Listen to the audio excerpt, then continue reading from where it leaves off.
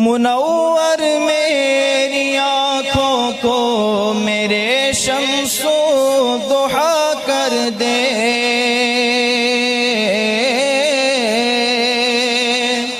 منور میری آنکھوں کو میرے شمس و ضحیٰ کر دے، غموں کی دھوپ میں وہ سایہ زلف دوتا کر دے غموں۔ الحمد للہ الحنان المنان الذي خلق الإنسان وعلمه البيان، والصلاة والسلام على رسوله سيد الإنس والجان وعلى آله وأصحابه ذوي الخير والإحسان، أما بعد، فأعوذ بالله من الشيطان الرجيم، بسم الله الرحمن الرحيم، ياسين والقرآن الحكيم۔ قال الله تعالى: الحمد لله الذي أنزل على عبده الكتاب ولم يجعل له عوجا قيما۔ وقال الله تعالى في مقام آخر: إنا نحن نزلنا الذكر وإنا له لحافظون، صدق الله مولانا العظيم۔ وبلغنا رسوله النبي الأمين المتين المختار الكريم، ونحن على ذلك لمن الشاهدين والشاكرين، والحمد لله رب العالمين۔ بارگاہ رسالت معاب صلی اللہ تعالی علیہ وسلم میں درود پاک کا ہدیہ پیش کریں۔ اللہم صل علی سیدنا و مولانا محمد معدن الجود والکرم، وآلہ واصحابہ الکرام وابنہ الکریم، وبارک وسلم صلاة دائمة سرمدا ابدا۔ عزیزان گرامی وقار، آج کی اس محفل پاک میں ہماری زندگی کا دستور حیات جو اللہ تعالیٰ نے ہمیں عطا کیا ہے، ایک لا بلکہ ایک پوری مکمل زندگی کا ضابطہ، جسے ہم قرآن عظیم کہتے ہیں، اسی مکمل ضابطۂ حیات اور اس دستور حیات والی کتاب کے متعلق کچھ باتیں عرض کرنے کی کوشش کروں گا۔ ظاہر سی بات ہے، دنیا میں جو بھی چیز ہے اس کے استعمال کے طریقے بنانے والا خود ہی بتاتا ہے۔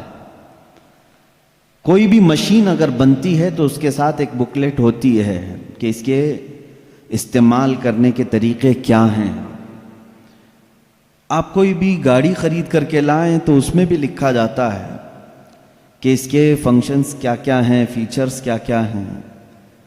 تو ہر مشین اور ہر آلے کے استعمال کرنے کی چیزیں بنانے والا خود اس کے ساتھ دے دیتا ہے۔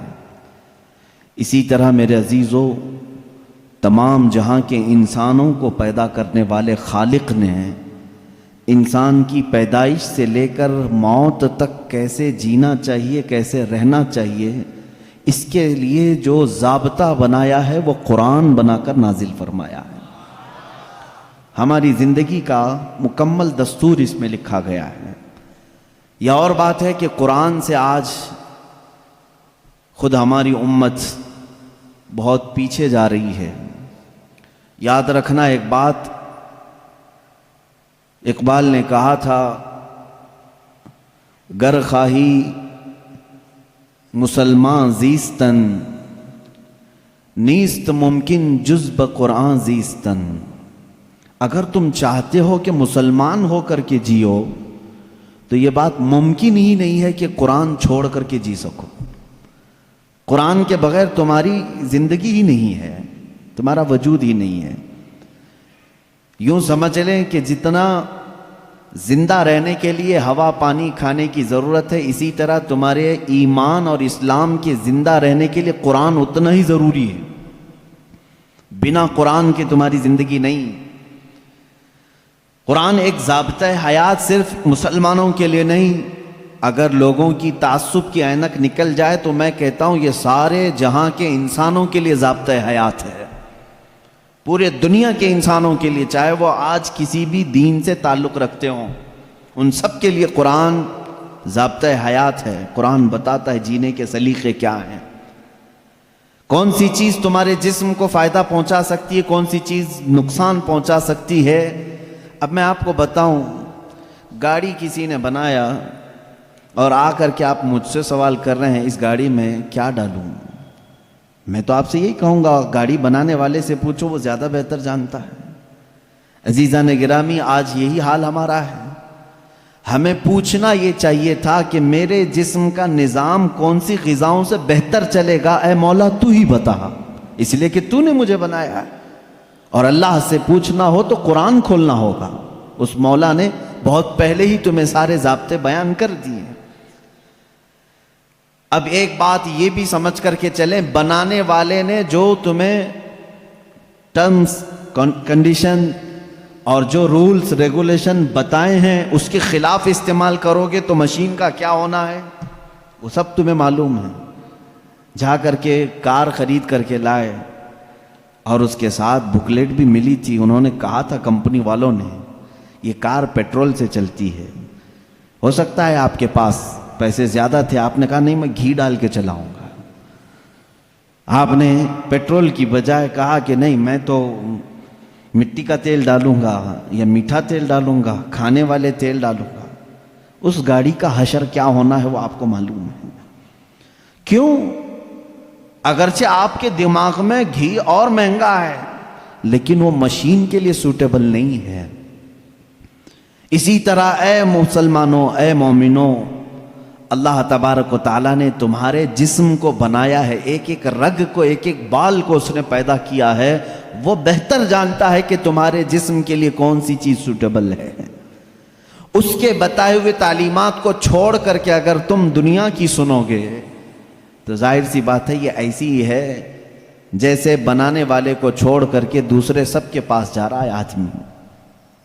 آپ سب دنیا کے اصول جانتے ہیں، پیٹ درد ہو، سر درد ہو، پیر درد ہو، کہیں پر بھی کچھ ہو جسم، تو آپ کسی کسان کے پاس بھی نہیں جاتے، انجینئر کے پاس بھی نہیں جاتے، حالانکہ کسان کھیتی باڑی بہت جانتا ہے، اسے جا کر پیٹ درد کیوں نہیں بتاتے، اسے کیوں نہیں کہتے کہ آپریشن کر دو، آپ کو معلوم ہے وہ پھوڑے سے آپریشن کرے گا۔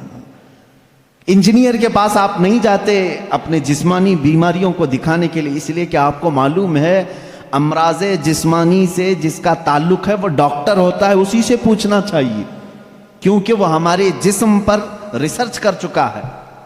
عزیزان گرامی وقار، دنیا میں یہ فارمولہ تم عمل کرتے ہو تو پھر یہ بات یہاں کیوں نہیں تسلیم کرتے کہ پوری باڈی کو، ہمارے پورے شریر کو، پورے جسم کو جس نے بنایا ہے ہم اسی سے اپنے متعلق کیوں نہ پوچھیں میری روح کس سے بڑھتی ہے، میرا جسم کس سے بڑھتا ہے، میرے دل کی دھڑکنیں کس سے قابو میں رہتی ہیں، مجھے کون سی چیز زبان کے اندر لینی ہے، کس چیز سے مجھے بچنی ہے۔ اسی لیے میرے عزیزو آج میں یہ کہنا چاہوں گا کہ جز بقرآن نیست ممکن زیستن، قرآن کو چھوڑ کر کے جینا بھی ممکن نہیں ہے، جینا بھی ممکن نہیں ہے ہمارے لیے، اس لیے کہ وہ خلاق کائنات نے پیدا کیا اور ساتھ میں تمہیں زندگی گزارنے کے اصول بھی بتا دی۔ میں قرآن کے سمندر میں جاؤں اگر اور آپ کو آج لے کر کے جاؤں تو شاید اس میں سے نکل بھی نہیں پائیں گے آپ۔ ایک ایسے سمندر کا نام ہے یہ جس میں جو جتنا غوطہ لگایا اتنی موتیاں لے کر کے آیا، اور اس کے عجائبات، اس کے اسرار، اس کے رموز کبھی ختم نہیں ہوں گے۔ میں جانتا ہوں اکثر میرے مجمع میں نوجوانوں کی کثرت ہوتی ہے اور تقریباً کالج کے بھی ہیں، پڑھے لکھے بھی ہیں۔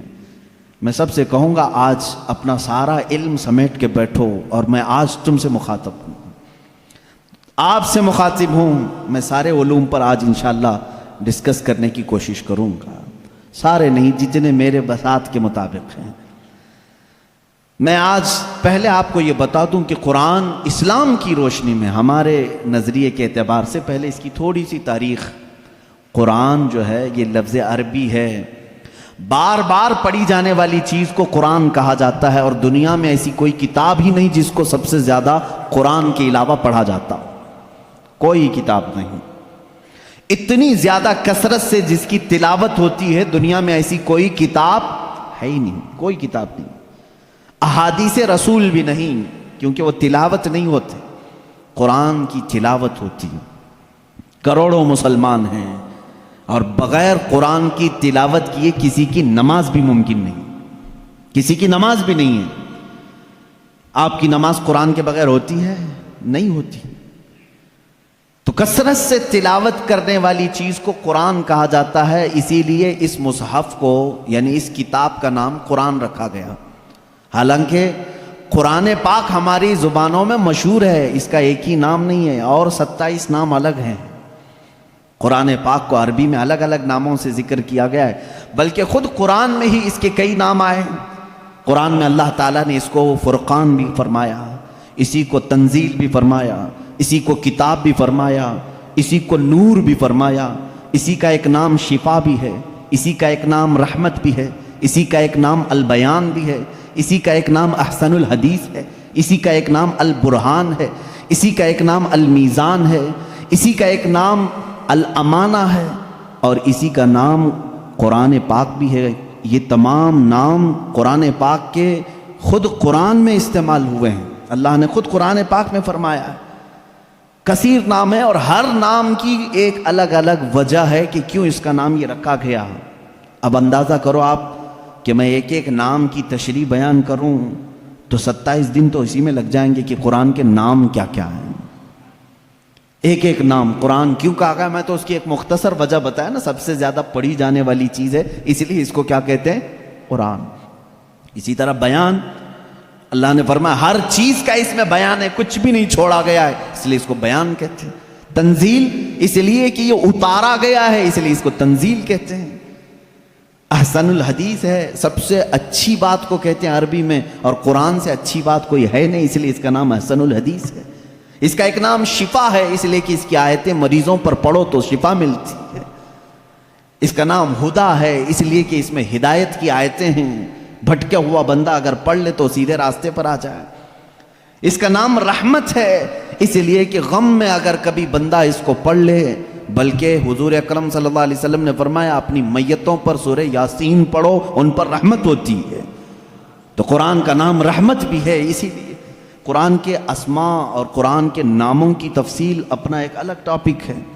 لیکن میں آپ کو بتاؤں، جس قرآن کو ہم نے ترک کیا ہوا ہے آج، اے میرے عزیز بچوں، آج کی محفل کے بعد میں سب سے کہوں گا عہد کر کے اٹھنا کہ اے اللہ مجھے اس وقت تک موت نہ دے جب تک میرے سینے میں قرآن کا کوئی حصہ نہ آ جائے۔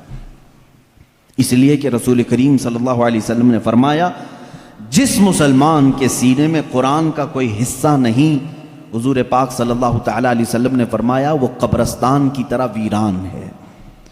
جس گھر میں قرآن کی تلاوت نہیں ہوتی وہ گھر ویران ہے، خراب۔ حضور اکرم صلی اللہ علیہ وسلم نے فرمایا وہاں سے فرشتوں کی دوری ہوتی ہے، اور شیاطین اور سرکش جنات ان کے گھروں میں بسیرا کرنے لگتے ہیں جن گھروں میں قرآن کی تلاوت نہیں ہوتی۔ قرآن کا ایک حصے سے مراد چند آیتیں، چند سورتیں بھی اگر تمہیں یاد ہیں، انشاءاللہ العزیز آپ اس کی فضیلت کے ساتھ قیامت کے دن شفاعت کے مستحق بھی ہوں گے۔ قرآن کا تھوڑا حصہ بھی اگر تمہارے سینے میں موجود ہے، اس لیے کہ اللہ کے حبیب صلی اللہ تعالیٰ علیہ وسلم سے صحابہ اکرام نے فرمایا، عرض کیا آقا دنیا سے جانے کے وقت سب سے اچھی چیز کیا لے کر کے جائیں اس دنیا میں؟ حضور پاک صلی اللہ علیہ وسلم نے فرمایا رب تعالیٰ کے نزدیک وہ بندہ دنیا میں لانے والی چیزوں میں سب سے بہتر ہے جو قرآن اپنے ساتھ لایا ہو۔ قرآن اپنے ساتھ لایا ہو مطلب کیا ہے؟ قبر میں یہ لکھا ہوا قرآن رکھ دیا آپ نے اور یہ سوچا کہ ہماری میت قرآن لے کر جا رہی ہے۔ میاں قرآن یہ ورقی قرآن نہیں کہہ رہا ہوں میں، قرآن وہ نفس قرآن جو لوح محفوظ میں ہے اور تمہارے دلوں میں اترا ہوا ہے، اس قرآن کی بات کر رہا ہوں۔ وہ قرآن جس نے بھی اپنے سینے میں رکھا اور اللہ کی بارگاہ میں گیا، اس کی سفارش قرآن کی مردود نہیں ہوتی۔ رسول کریم صلی اللہ تعالیٰ علیہ وسلم فرماتے ہیں دو چیزیں تمہارے عمل میں سے، تمہارے عمل جتنے بھی ہیں دنیا میں، جیسے نماز، روزہ، حج، زکوٰۃ، خیرات، صدقات، یہ سب جو اعمال ہیں، ان سارے اعمال میں سے دو عمل ایسے ہیں، حضور پاک صلی اللہ علیہ وسلم فرماتے ہیں وہ قیامت کے دن ان کو اللہ تعالیٰ شکل دے گا، انسانوں جیسی ایک شکل، اور وہ اپنے ساتھی کی سفارش کرنے کے لیے جھگڑا کریں گے۔ وہ آئیں گے سفارش کے لیے. پوچھا گیا وہ کون سی ہیں؟ کہا ایک روزہ رمضان، اللہ تعالیٰ اس کو شکل دے گا، اور دوسرا قرآن، اس کو بھی شکل دی جائے گی. حضور اکرم صلی اللہ تعالیٰ علیہ وسلم نے فرمایا جس کے حق میں یہ دونوں نے سفارش کر دی اس پر جنت واجب ہو گئی، اور جس کے خلاف آ کر کے یہ دونوں کھڑے ہو گئے، میرے آقا صلی اللہ علیہ وسلم فرماتے ہیں پھر اس پر دوزخ میں جانا لازم ہو جائے گا.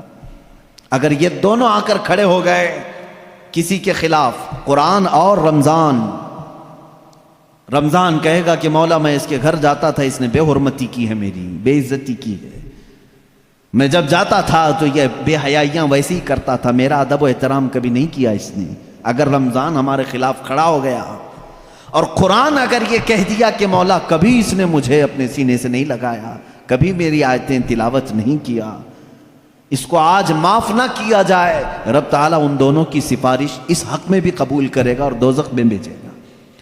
اللہ کے رسول صلی اللہ تعالیٰ علیہ وسلم جو سید المعصومین ہیں، بخشے ہوئے ہیں، وہ دعا یہ کرتے تھے اللہم اجعل القرآن حجتا لنا لا حجتا علینا. اے اللہ قرآن کو قیامت کے دن ہمارا سفارشی بنا، ہمارے خلاف مقدمہ کرنے والا نہ بنا. اندازہ کرو رسول کریم صلی اللہ تعالیٰ علیہ وسلم جب یہ دعا فرماتے تھے، اس قرآن کو تم ہلکا نہ سمجھو. اے مسلمانوں، سوچنے کی بات ہے، تمہارے پاس 1000 کتابیں نہیں ہیں، ایک ہی قرآن ہے جس سے ساری امت کو جوڑا گیا ہے. اور حد تو یہ بھی ہے، اسلام میں اسلام کے نام پر 70 سے زیادہ فرقے بنے، بہت فرقے بنے. ہر صدی میں کچھ نہ کچھ فرقے جنم لیتے رہے اور مرتے بھی رہے، آج بھی ہیں. 70 سے زیادہ فرقے پائے جاتے ہیں، بلکہ خود شیعوں میں 70 فرقے ہیں، خوارج میں الگ فرقے ہیں، ان کے علاوہ اور دوسرے فرقے جیسے قادیانی ہیں، بدعقیدہ ہیں، جو اسلام کی کچھ نہ کچھ بنیادی چیزوں سے انحراف کرتے ہیں. لیکن میں آپ کو بتاؤں، تقریباً جتنے اسلامی فرقے ہیں سب کا اتفاق ہے کہ قرآن یہی ہے، کوئی اور نہیں. یہ 30 پارے جو قرآن کے ہیں اس پر سب کا اتفاق ہے. یہ بھی قرآن کا ایک معجزہ ہے. دوسرے سارے مسئلوں میں اختلاف چل رہا ہے، لیکن قرآن کا الف لام میم سورہ فاتحہ سے شروع ہو کر والناس پہ ختم ہونے میں تقریباً سارے فرقے اس کو تسلیم کرتے ہیں.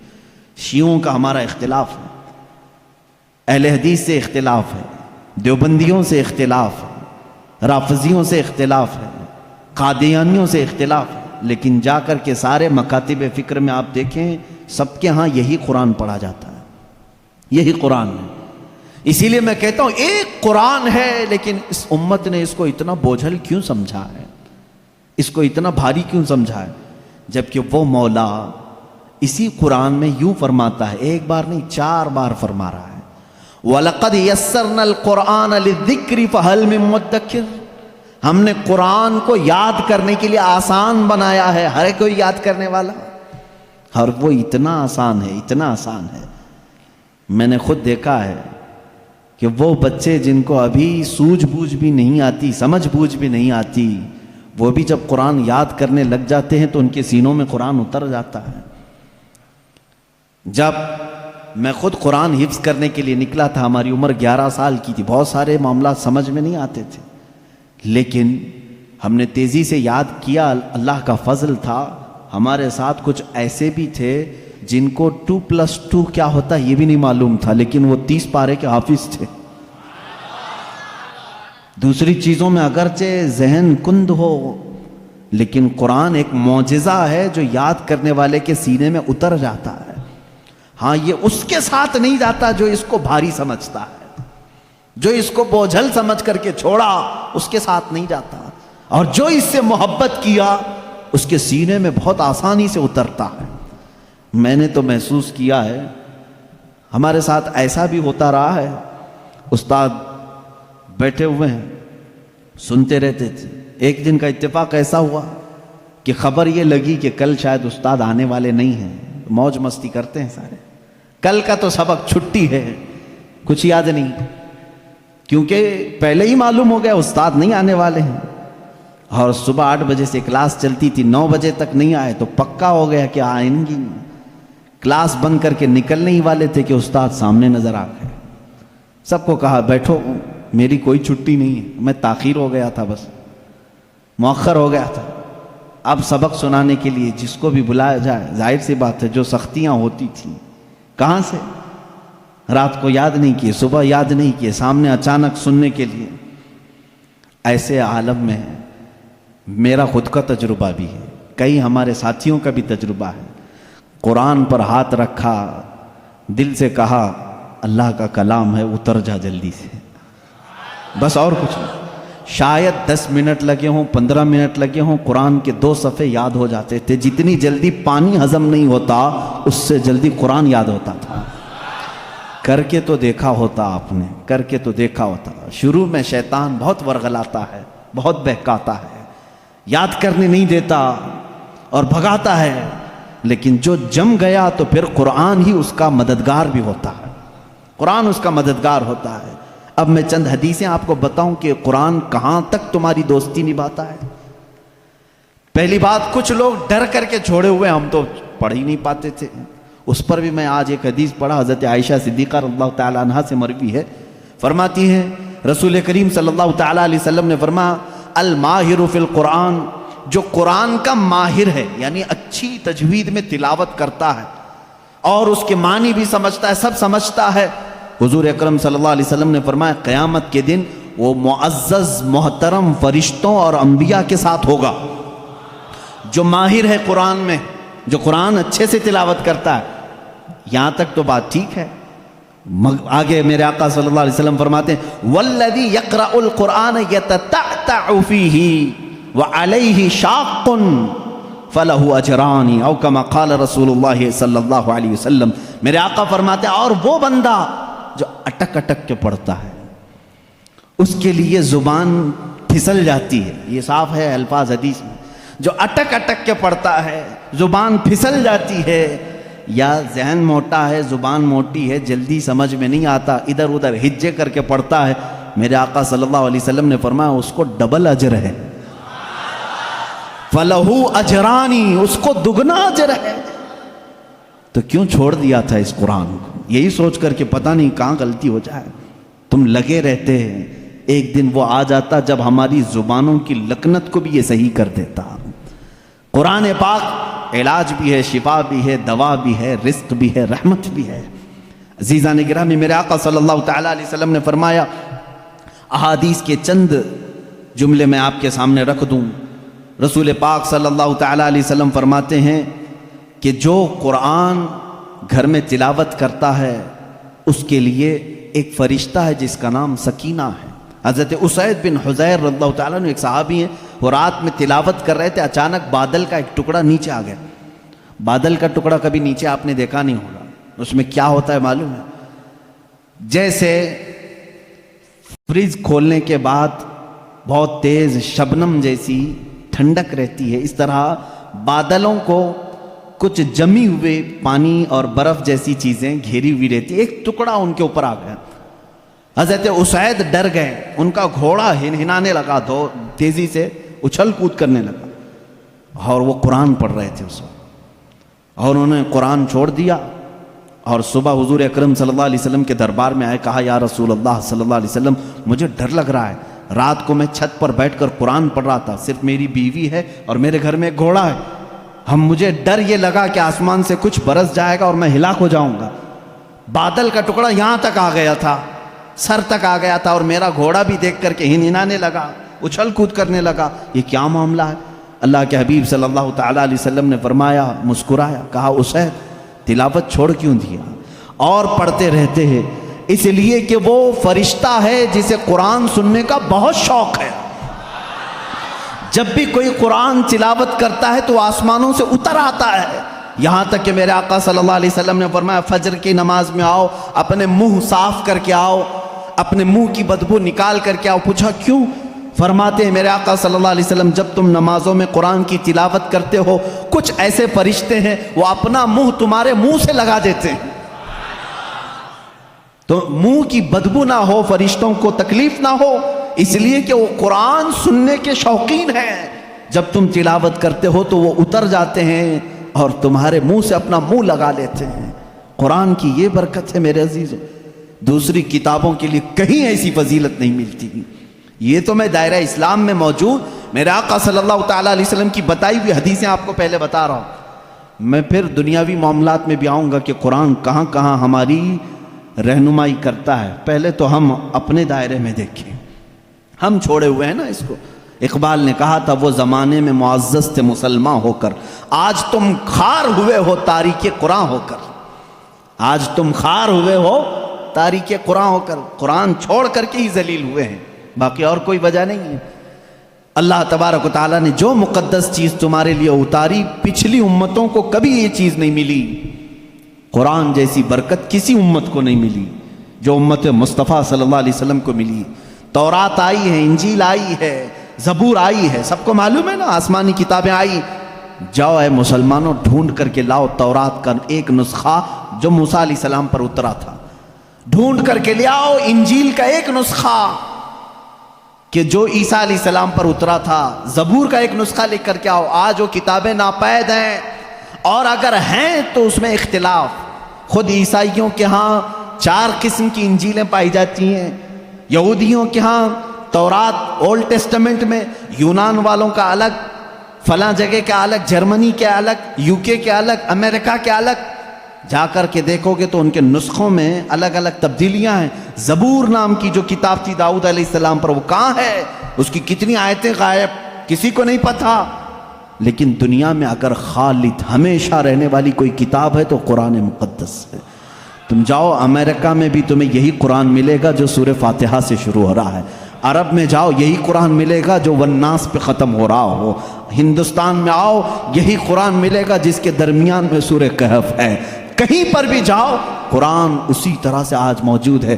تمہیں ڈرنے کی ضرورت نہیں، اے مسلمانوں، قرآن کہیں ضائع نہیں ہوگا، کہیں ضائع نہیں ہوگا۔ آج کچھ لوگ یہ سوچتے ہیں کہ قرآن کو ہم مٹا دیں گے، خاک مٹا دیں گے، خاک مٹا دیں گے۔ تم جیسے بہت آئے، تمہارے سے بڑے بڑے بلکہ سڑے سڑے بھی آئے، قرآن کا کچھ نہیں کر سکے، اس لیے کہ اس کے حفاظت کی ذمہ داری خود اللہ نے لی ہے۔ قرآن میں خود فرماتا ہے اِنَّا نَحْنُ نَزَّلْنَا الذِّكْرَ وَإِنَّا لَهُ لَحَافِظُونَ، ہم نے ہی قرآن کو اتارا ہے اور ہم ہی اس کی حفاظت کرنے والے ہیں۔ اب اللہ کے ذمے میں ہے، اسی لیے قرآن کی حفاظت کا ذمہ امت کو نہیں دیا گیا، ورنہ یہی حال ہوتا جیسے پہلے کی امتوں نے کیا۔ عیسائی علماء کیا کرتے تھے؟ امیروں کے لیے الگ آیتیں بتاتے تھے، غریبوں کو الگ آیتیں بتاتے تھے، پیسہ لیتے تھے، آیتیں بدل دیتے تھے۔ اگر امت کے حوالے یہ قرآن بھی چھوڑ دیا جاتا تو دنیا دار زر خرید مولوی وہ قرآن کو بھی بیچ دیتے ہیں، حکومت کو راضی کرنے کے لیے آیتیں بدل دیتے ہیں، لیکن اللہ نے امت کے حوالے نہیں رکھا، خود اپنے حفظ و امان میں رکھا ہے۔ قرآن کو کوئی بدل نہیں سکتا، لا تبدیل لکلمات اللہ، رب تعالیٰ خود فرما رہا ہے اللہ کے ایک کلمے میں بھی تبدیلی نہیں۔ خوف کس بات کا تمہیں؟ اس کی قرآن کی اتنی حفاظت کی گئی ہے کہ اس کے سارے الفاظ گن کے رکھ لیے گئے ہیں، ایک لفظ بھی اگر کم ہو گیا تو پتہ چل جائے گا یہ قرآن نہیں ہے۔ الفاظ تو دور کی بات ہے میرے عزیزوں، اس کی صورتیں محفوظ ہیں، 114 صورتیں ہیں، اس میں ایک کم بھی نہیں ہوگی، زیادہ بھی نہیں ہوگی۔ ہم یہ سب محفوظ ہیں، جو عالم ہوگا، جو حافظ ہوگا، کروڑوں کی تعداد میں علماء بھی ہیں، وہ سب کو معلوم ہے، یعنی قرآن کی یہ باتیں جاننے والے علماء کی بات کر رہا ہوں، سب کو معلوم ہے کہ قرآن میں 114 صورتیں ہیں، 540 رکوع ہیں۔ اتنا ہی نہیں بلکہ اس کے جو ہے حرف بھی گن لیے گئے، آیتیں بھی گن لی گئی ہیں، 6666 آیتیں ہیں، حروف بھی گنے گئے ہیں، زبر بھی گنے گئے ہیں، زیر بھی گنے گئے ہیں، بلکہ اس کے نقطے بھی گن کے رکھے گئے ہیں، کہیں ایک نقطہ بھی کم نہیں کر سکو گے۔ اس قرآن کی اتنی جو حفاظت ہے، آج میں آپ کو بتاؤں، کبھی کسی نان مسلم کے پاس جاؤ اور اگر وہ تم سے یہ سوال کرے تو مسلمان ہے، اسلام ہی سچا دھرم ہے، کیا تمہارے پاس پروف ہے اس چیز کا؟ تم کیا کہو گے؟ حضور صلی اللہ تعالیٰ علیہ وسلم کے معجزے سناؤ، انکار کرے گا۔ میرے آقا صلی اللہ تعالیٰ علیہ وسلم نے چاند کے 2 ٹکڑے فرمائے، سورج کو پلٹا دیا، بہت سارے معجزے ہیں. وہ کہے گا میں نہیں مانتا ان چیزوں، وہ اس زمانے میں تھے، میں کہاں دیکھا ہوں. اگر تم اس کے سامنے اسلام کی عظیم فتوحات کو دکھاؤ گے، وہ کہے گا میں نہیں مانتا، یہ سب کہانیاں ہوں گی، ہمارے بھی بھگوانوں کے ذکر اس طرح سے کیے گئے ہیں، اسی طرح کی باتیں ہمارے پاس بھی موجود ہیں. ہر کوئی کہے گا. تمہارے پاس اگر اپنے حق ہونے کی کوئی علامت آج بھی موجود ہے تو صرف قرآن پاک ہے. اسے کہو میرے سچے مذہب پر اور اچھے مذہب پر قائم ہونے کی سب سے بڑی دلیل، سب سے بڑا پروف قرآن ہے. لا کر کے دکھاؤ اس طرح کی کوئی دوسری کتاب کسی کے پاس ہو. کم سے کم 1400 سال سے جو محفوظ چلی آ رہی ہے دنیا میں، کسی لیبارٹری میں بھی، کسی لائبریری میں بھی اتنی پرانی کوئی کتاب آج محفوظ موجود ہے ہی نہیں. یہ میری بات نہیں، ساری دنیا کا جو دوسرے ریلیجن سے تعلق رکھتے ہیں ان کا بھی یہی قول ہے کہ قرآن سے زیادہ محفوظ اس دنیا میں اب کوئی چیز نہیں رہ گئی. اس کی حفاظت کو اللہ نے اس طرح سے ترتیب دے کر فرمایا ہے کہ مسلمان اپنے بچوں کو حافظ قرآن بناتے ہیں اور اس کی حفاظت میں لگے ہوئے ہیں. اللہ تعالیٰ نے سینوں کو چنا ہوا ہے اس قرآن کی حفاظت کے لیے. خیر میرے عزیزو، احادیث کریمہ میں یہ ہے، حضور اکرم صلی اللہ تعالیٰ علیہ وسلم فرماتے ہیں قیامت کے دن ایک بندہ آئے گا جو قرآن تلاوت کرتا تھا، اس کے حساب کی باری آئے گی تو رب تعالیٰ اس سے فرمائے گا اقرأ القرآن وارتقی ورتل، اے بندے قرآن یہاں پر بھی پڑھ جیسے دنیا میں پڑھتا تھا، جیسے تو قرآن پڑھتا تھا یہاں پر بھی پڑھ. اور جب تک وہ پڑھتا رہے گا رب تبارک تعالیٰ فرماتا ہے ورتقی ورتل، ایک آیت پڑھ ایک درجہ اوپر، دوسری آیت پڑھ دوسرا درجہ اوپر، تیسری آیت پڑھ تیسرا درجہ اوپر. جنت میں وہ درجے طے کرتا جاتا رہے گا، جہاں جا کر کے وہ قرآن کی تلاوت ختم کرے گا کہا جائے گا یہی تیرا درجہ ہے. میرے آقا صلی اللہ تعالیٰ علیہ وسلم سے پوچھا گیا کہ کیا یہ قرآن جب تک وہ تلاوت کرتا رہے گا اس کے درجے بلند ہوتے رہیں گے؟ حضور اکرم صلی اللہ علیہ وسلم کی حدیث میں ہاں، میں نے جنت میں دیکھا ہے قرآن کی تلاوت کرنے والوں سے اوپر کسی کا درجہ آیا ہی نہیں، کیونکہ یہ تلاوت کرتے کرتے، کیونکہ جو کچھ بھی جنت حاصل کرنے کا آپشن ہے نا وہ دنیا میں ہی تو ہے. تم اتنی نمازیں پڑھو تو یہ جنت ہے، اتنے روزے رکھو تو یہ جنت کا دروازہ تمہارے لیے، حج کرو تو یہ جنت کا دروازہ تمہارے لیے. سارے آپشن جنت حاصل کرنے کے دنیا میں ہیں. یہ دارالعمل ہے، مرنے کے بعد عمل ختم ہو جائے گا، لیکن قیامت میں صرف ایک عمل ہے جس کو پھر رب تعالیٰ ریپیٹ کروائے گا. وہاں نہیں کہا جائے گا نماز پھر سے پڑھ کے دکھا، حج کر کے دکھا، روزہ رکھ کے دکھا، ختم ہو گئے اعمال. لیکن قرآن پڑھنے والے کو کہا جائے گا اب بھی چاہتا ہے تو پڑھ اور اوپر چل جا اور بڑھتا جا. تو جس کو قرآن آتا ہوگا وہ پڑھتا جائے گا اور درجے طے کرتا جائے گا. یہ فضیلتیں میرے آقا صلی اللہ تعالیٰ علیہ وسلم نے سنائی، اور یہ جو حدیثیں میں ذکر کر رہا ہوں متفق علیہ اور صحیح احادیث آپ کے سامنے ذکر کر رہا ہوں. یہاں تک کہ حضور اکرم صلی اللہ تعالیٰ علیہ وسلم کی ایک حدیث ہے، قیامت کے دن وہ بچے جنہوں نے قرآن کو اپنے سینے میں رکھا تھا وہ بلائے جائیں گے، اللہ کا کلام یاد کیا، تو جب وہ آئیں گے تو رب تبارک و تعالیٰ ان بچوں کو بعد میں فرمائے گا ان کے والدین کے سر پر پہلے تاج رکھا جائے. البس والداہ تاجن یوم القیامتی، رسول کریم صلی اللہ علیہ وسلم فرماتے ہیں قیامت کے دن ایسا تاج پہنایا جائے گا جس سے سورج کی روشنی بھی پھیکی پڑے. اہل محشر پوچھیں گے یہ کیا نبی ہیں، یہ صدیق ہیں، یہ کون ہیں؟ تو فرشتے کہیں گے نہ یہ نبی ہیں، نہ صدیق ہیں، نہ شہداء ہیں، بلکہ صرف ایک حافظ قرآن کے ماں باپ ہیں، صرف ایک حافظ قرآن کے ماں باپ ہیں. جب ماں باپ کو تاج پہنایا جا رہا ہے تو جس کے سینے میں قرآن تھا اس کو کیا کیا جائے گا؟ رب تعالیٰ اس کے لیے فرماتا ہے، میرے آقا صلی اللہ علیہ وسلم نے فرمایا اس حافظ قرآن کو بلایا جائے گا اور اس سے کہا جائے گا ایسے 10 لوگ تیرے خاندان کے جن پر دوزخ میں جانا واجب ہو گیا، ان کا ہاتھ پکڑ، صرف اس کی برکت سے میں ان کی جہنم کی سزا کو معاف کر کے تیرے ساتھ جنت عطا کروں گا. اس کی سفارش قبول کی جائے گی. لیکن یاد رکھیں میرے عزیزو، حافظ قرآن قرآن کی آیات پر عمل کرتا ہو، اس کا ادب بھی کریں، احترام بھی کریں۔ آج زمانے میں حفاظ قرآن کے ساتھ بہت ہی برے سلوک دیکھنے کو ملتے ہیں۔ یاد رکھنا قیامت کے دن وہ اس عذاب میں مبتلا ہوں گے جو قرآن کی بے حرمتی کرنے والے کا عذاب ہوگا، کیونکہ وہ حافظ قرآن کی بے ادبی کرتے ہیں۔ ہمارے بزرگان دین جو سلف صالحین ہیں، میں نے پڑھا بھی ہے، بزرگان دین کا طریقہ تو یہ ہوتا تھا کہ اگر کوئی حافظ قرآن زمین پر بیٹھا ہے تو وہ کبھی اوپر نہیں بیٹھتے تھے۔ ہاں اگر وہ خود حافظ قرآن ہیں تو پھر دونوں کے معاملات ایک طرح کے ہیں، لیکن کوئی حافظ قرآن نہیں ہے اور کوئی حافظ نیچے بیٹھا ہے تو علماء بزرگان دین اس کو بے ادبی محسوس کرتے تھے۔ اللہ کا کلام سینے میں لے کر وہ نیچے ہے اور بغیر حفظ قرآن کیا ہوا اوپر بیٹھا ہے، اس کو بزرگان دین نے بے ادبی محسوس فرمائی۔ بہرحال قرآن ایک ایسا جامع نظام اللہ تعالیٰ نے تمہیں عطا کیا اور اس کی فضیلتیں میں نے بتائی۔ اور سب سے بڑی بات کیا ہے معلوم ہے؟ قرآن اللہ نے اتارا، آیتیں ساری چیزیں میرے آقا صلی اللہ علیہ وسلم پر اترتی رہیں۔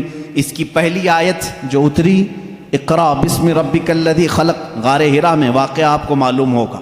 میرے آقا صلی اللہ تعالیٰ علیہ وسلم پہاڑ پر ایک غار ہے، آج بھی مکہ کے کنارے، غار حرا اس کو کہتے ہیں، جبل نور، وہاں پر عبادت کے لیے جایا کرتے تھے۔ جبرائیل امین ایک رات آئے اور روایات یہ بتاتی ہیں کہ وہ 17 رمضان المبارک کی رات تھی۔ آ کر کے انہوں نے حضور اکرم صلی اللہ علیہ وسلم سے صرف اتنا کہا اقرا، پڑھو۔ آپ صلی اللہ علیہ وسلم نے فرمایا ما انا بقاری، میں نہیں پڑھنے والا۔ بعض بے وقوف اس کا ترجمہ یوں کرتے ہیں مجھے پڑھنا نہیں آتا۔ حضور اکرم صلی اللہ تعالیٰ علیہ وسلم کو پڑھنا نہیں آتا۔ آپ نے جبرائیل امین نے سینے سے سینہ لگایا اور پھر کہا اقرا، کہا پڑھو۔ میرے آقا صلی اللہ علیہ وسلم نے وہی جواب دیا۔ 4 بار اس طرح سے ہوا، چوتھی مرتبہ جو ہے جبرائیل امین نے صرف اقرا نہیں کہا۔ اقرا کا مطلب کیا ہوتا ہے؟ پڑھ، یا آرڈر ہے، آرڈر پڑھ۔ لیکن جبرائیل امین نے جب یہ کہا اقرا بسم ربک الذی خلق، پڑھ اس رب کے نام سے جس نے پیدا کیا، میرے آقا صلی اللہ علیہ وسلم نے پڑھنا شروع کیا۔ میرے آقا نے مزاج یہ بتایا اپنی امت کو کہ پڑھو وہی جو رب تک تمہیں پہنچا ہے، تعلیم حاصل کرو وہی جو رب کے نام سے شروع ہو یا رب تک تمہیں پہنچائے۔ یہ آیتیں یہاں سے شروع ہوئیں اور آیتیں جو ختم ہوئی ہیں اس میں اختلاف ہے۔ بعض علماء نے لکھا ہے کہ الیوم اکملت لکم دینکم، یہ آخری آیت تھی جو حجۃ الوداع میں میرے آقا صلی اللہ علیہ وسلم جب آخری حج میں تھے نازل ہوئی۔ بعض علماء اور مفسرین نے فرمایا اذا جاء نصر اللہ والفتح، یہ سورہ پڑھتے ہوں گے نا آپ نماز میں، یہ قرآن کی سب سے آخری سورہ نازل ہونے کے اعتبار سے۔ ایک بات ذہن میں رکھ لیں، نازل ہونے کی ترتیب الگ ہے اور پڑھنے کی آج ترتیب الگ ہے۔ قرآن آج جو پڑھا جاتا ہے اس کی ترتیب کیسے ہے؟ سورہ فاتحہ پہلے ہے الحمدللہ، اس کے بعد سورہ بقرہ ہے، اس کے بعد سورہ آل عمران ہے، اس کے بعد سورہ نساء ہے، اس کے بعد سورہ مائدہ ہے، اس کے بعد سورہ انعام ہے، پھر سورہ اعراف ہے۔ اس طرح سے یہ سورتیں چلی اور ختم کہاں پہ ہوئی؟ سورہ والناس، قل اعوذ برب الناس ملک الناس، پڑھتے ہیں نا، یہ آخری سورہ۔ یہ پڑھنے کی ترتیب ہے، لیکن نازل ہونے کی جو ترتیب ہے وہ الگ ہے۔ پہلے آیتیں نازل ہوئی تھی 5۔ یہ باتیں میں کیوں بتا رہا ہوں، یہ لاسٹ میں آپ کو خود سمجھ میں آ جائے گا۔ ذہن میں اتنا رکھ لینا، سب سے پہلے کون سی آیتیں نازل ہوئی؟ اقرا بسم ربک الذی خلق۔ آج بھی جب بچوں کی بسم اللہ خوانی ہم کراتے ہیں تو یہی آیتیں پڑھاتے ہیں بچے کو، سب سے پہلے یہی پڑھاتے ہیں۔ 5 آیتیں میں پڑھ بھی دیتا ہوں۔ اقرا بسم ربک الذی خلق، خلق الانسان من علق، اقرا وربک الاکرم الذی علم بالقلم، علم الانسان ما لم يعلم۔ یہ 5 آیتیں ہیں جو سب سے پہلے میرے آقا صلی اللہ علیہ وسلم پر نازل ہوئی۔ جبرائیل امین لے کر آتے تھے، حضور اکرم صلی اللہ علیہ وسلم کو سناتے تھے۔ یہ قرآن کی ابتدا ہے اور 23 سال تک نازل ہوتا رہا۔ 23 ایئرس، 23 سال تک نازل ہوتا رہا۔ آخر میں کون سی آیتیں نازل ہوئی؟ ایک تفسیر کی روایت کے مطابق اذا جاء نصر اللہ والفتح ورأیت الناس يدخلون فی دین اللہ افواجا فسبح بحمد ربک واستغفرہ انہ کان توابا۔ یہ 2 چیزیں ذہن میں رکھو۔ اقرا سب سے پہلے، سورہ اذا جاء نصر اللہ سب سے آخر. یہ قرآن کے نزول کا زمانہ میں آپ کو بتاؤں 23 سال تک نازل ہوئی. آپ کو میں بتاؤں قرآن اتنی فصیح زبان میں ہے. فصیح کا مطلب لٹریچر جس کو کہتے ہیں. جیسے ایک اردو ہے جو ہم اور آپ بول یہاں ہبلی کی زبان ہوتی ہے, اس کو فصیح اردو نہیں کہتے, لکھنؤ والے فصیح اردو بولتے ہیں. آپ کیسے اب ہم ظاہر سی بات ہے میں تقریر جو کر رہا ہوں ہو سکتا ہے یہ اردو الگ ہے, ہبلی والی اردو الگ ہے. اردو اگر میں وہ بولوں تو پھر یہاں بھونڈا لگے گا. آبے جابے توبے یہ اگر جو عام طور پر استعمال کرتے ہیں یہ بھونڈا لگتا ہے, کیونکہ فصیح زبان میں جب کوئی بیان کرے تو وہ دل میں اترتی بھی ہے بات. زبان کی مٹھاس اس کی فصاحت میں ہے. تو عربی زبان میں جو سب سے زیادہ فصیح جملے تھے وہ قرآن میں آئے. ایک بھی ہلکا جملہ نہیں آیا, ایک بھی کمتر جملہ نہیں آیا. اب جیسے ایک مثال میں آپ کو بتا دوں, گھٹنا لفظ ہے نا, گھٹنا, گھٹنے ٹیک دینا, لیکن آپ گڑگے بولتے ہیں, ہے کہ نہیں؟ گڑگے ٹیکو, گڑگا کیا چیز ہے یہ؟ گڑگا یہ تمہاری عامی زبان ہے. اگر یہ میں کتاب میں لکھ دوں کہ میں سجدے میں جاتے وقت گڑگا ٹیک دیا, آپ کو برا لگے گا. کیا مولانا اچھی زبان میں بیچ میں ہڈی لے کے آ گیا. گھٹنا لفظ ہے, گھٹنا یہ فصیح لفظ ہے, اور ایک عام لفظ ہوتا ہے جس کو آپ یوز کر رہے ہیں. سمجھ رہے ہیں؟ اب جیسے جانور کہتے ہیں, جانور ہے نا, اب عام زبان میں کہتے ہیں جناور. یہ فصیح لفظ نہیں ہے, یہ فصیح لفظ نہیں ہے. آپ یوز کر رہے ہیں, لیکن آپ جب آپس میں بات کرتے رہتے ہیں تو اس کو برا بھی نہیں سمجھتے. کتنے جناور ایسے ہیں, یہ کیا ہے, یہ فصیح اردو نہیں ہے. اچھا لڑکا کہتے ہیں, لڑکی کہتے ہیں, یہ فصیح اردو ہے. لڑکا آیا, لڑکی آئی, لیکن آپ کہیں چھورا آیا, چھوری آئی, یہ کیا ہے؟ چھوکرا آیا, چھوکری آئی. اس طرح کے یہ فصاحت میں استعمال نہیں, فصاحت میں استعمال نہیں. تو ایسی بہت ساری چیزیں ہیں اردو میں آپ کو سمجھا رہا ہوں. جو فصیح ہوتا ہے وہ لٹریچر ہے, اچھی زبان. اور قرآن پورا کا پورا فصیح عربی میں نازل ہوا ہے. ایک حرف بھی ایسا نہیں ہے جو عام لوگ یوز کرتے ہوں, ایک حرف بھی ایسا نہیں. اور صرف قرآن ہی اس طرح ہے. اور اسی وجہ سے اللہ رب العزت نے چیلنج پہ چیلنج کیا ہے قرآن پاک میں. چیلنج کس کو کہتے ہیں معلوم ہے نا آپ کو؟ لا کر کے دکھاؤ. اللہ تعالیٰ نے 4 جگہ پر چیلنج فرمایا. پہلا تو یہ ہے قُلْ لَئِنِ اجْتَمَعَتِ الْإِنسُ وَالْجِنُّ عَلَىٰ أَن يَأْتُوا بِمِثْلِ هَذَا الْقُرْآنِ. اللہ تعالیٰ فرماتا ہے اے محبوب آپ فرما دیں سارے انسان جمع ہو جائیں, سارے جنات جمع ہو جائیں, دنیا میں جتنے انسان ہیں سب جمع ہو جائیں, جتنے جنات ہیں سب جمع ہو جائیں. اور اللہ فرماتا ہے کہ وَلَوْ كَانَ بَعْضُهُمْ لِبَعْضٍ ظَهِيرًا, آپس میں ایک دوسرے کی مدد بھی کریں. کس بارے میں جمع ہو کر کے کیا کریں؟ عَلَىٰ أَن يَأْتُوا بِمِثْلِ هَذَا الْقُرْآنِ, اس قرآن کی طرح ایک اور کتاب لا کر کے دکھائیں. یہ پہلا چیلنج تھا. عرب والوں کو چیلنج تھا, جو عرب والے عربی جانتے تھے. اگر یہاں والوں کو بولے ہوتے پتہ نہیں کیا ہوتا, دوسری زبان ہی نہیں ہے تمہاری. عرب والے جو عربی میں ماہر تھے ان کو ہی چیلنج ہے کہ یہ عربی میں قرآن اترا, اس طرح کا ایک قرآن لا کر کے دکھاؤ. پورے قرآن لانے کی بات تو چل رہی تھی, نہیں لا سکے, زمانہ گزر گیا. اس کے بعد رب تعالیٰ نے اس چیلنج کو تھوڑا ہلکا کر دیا, کم کر دیا. کہا ام یقولون افطرا فأتوا بعشر سور مثلہ. یہ اللہ کے کلام پر جھوٹ کہتے ہیں, حضور کو کہتے ہیں شاعر ہے, ساحر ہے, جادوگر ہے. اے رسول ان سے کہہ دیں پورا قرآن تو اب تک بنا کے نہیں لا سکے, اس کی 10 سورتیں بنا کر کے لاؤ, اس کے جیسی 10 سورے بنا کر کے لاؤ. حضور اکرم صلی اللہ علیہ وسلم نے چیلنج کیا مکہ والوں کو, اور وہ آپس میں چیمی گوئیاں کرتے رہتے تھے. ارے چیلنج تھوڑا ہلکا ہو گیا, اب تو بناؤ. پوری کتاب نہیں 10 سورے بنانا ہے. 114 سورتیں ہیں قرآن کی, اس میں سے 10 سورتوں کی برابر کوئی سورے لے کے آؤ. نہیں لائے. پھر اس کے بعد اللہ تبارک و تعالیٰ نے تیسری مرتبہ جا کر کے اور چیلنج کو کم کر دیا.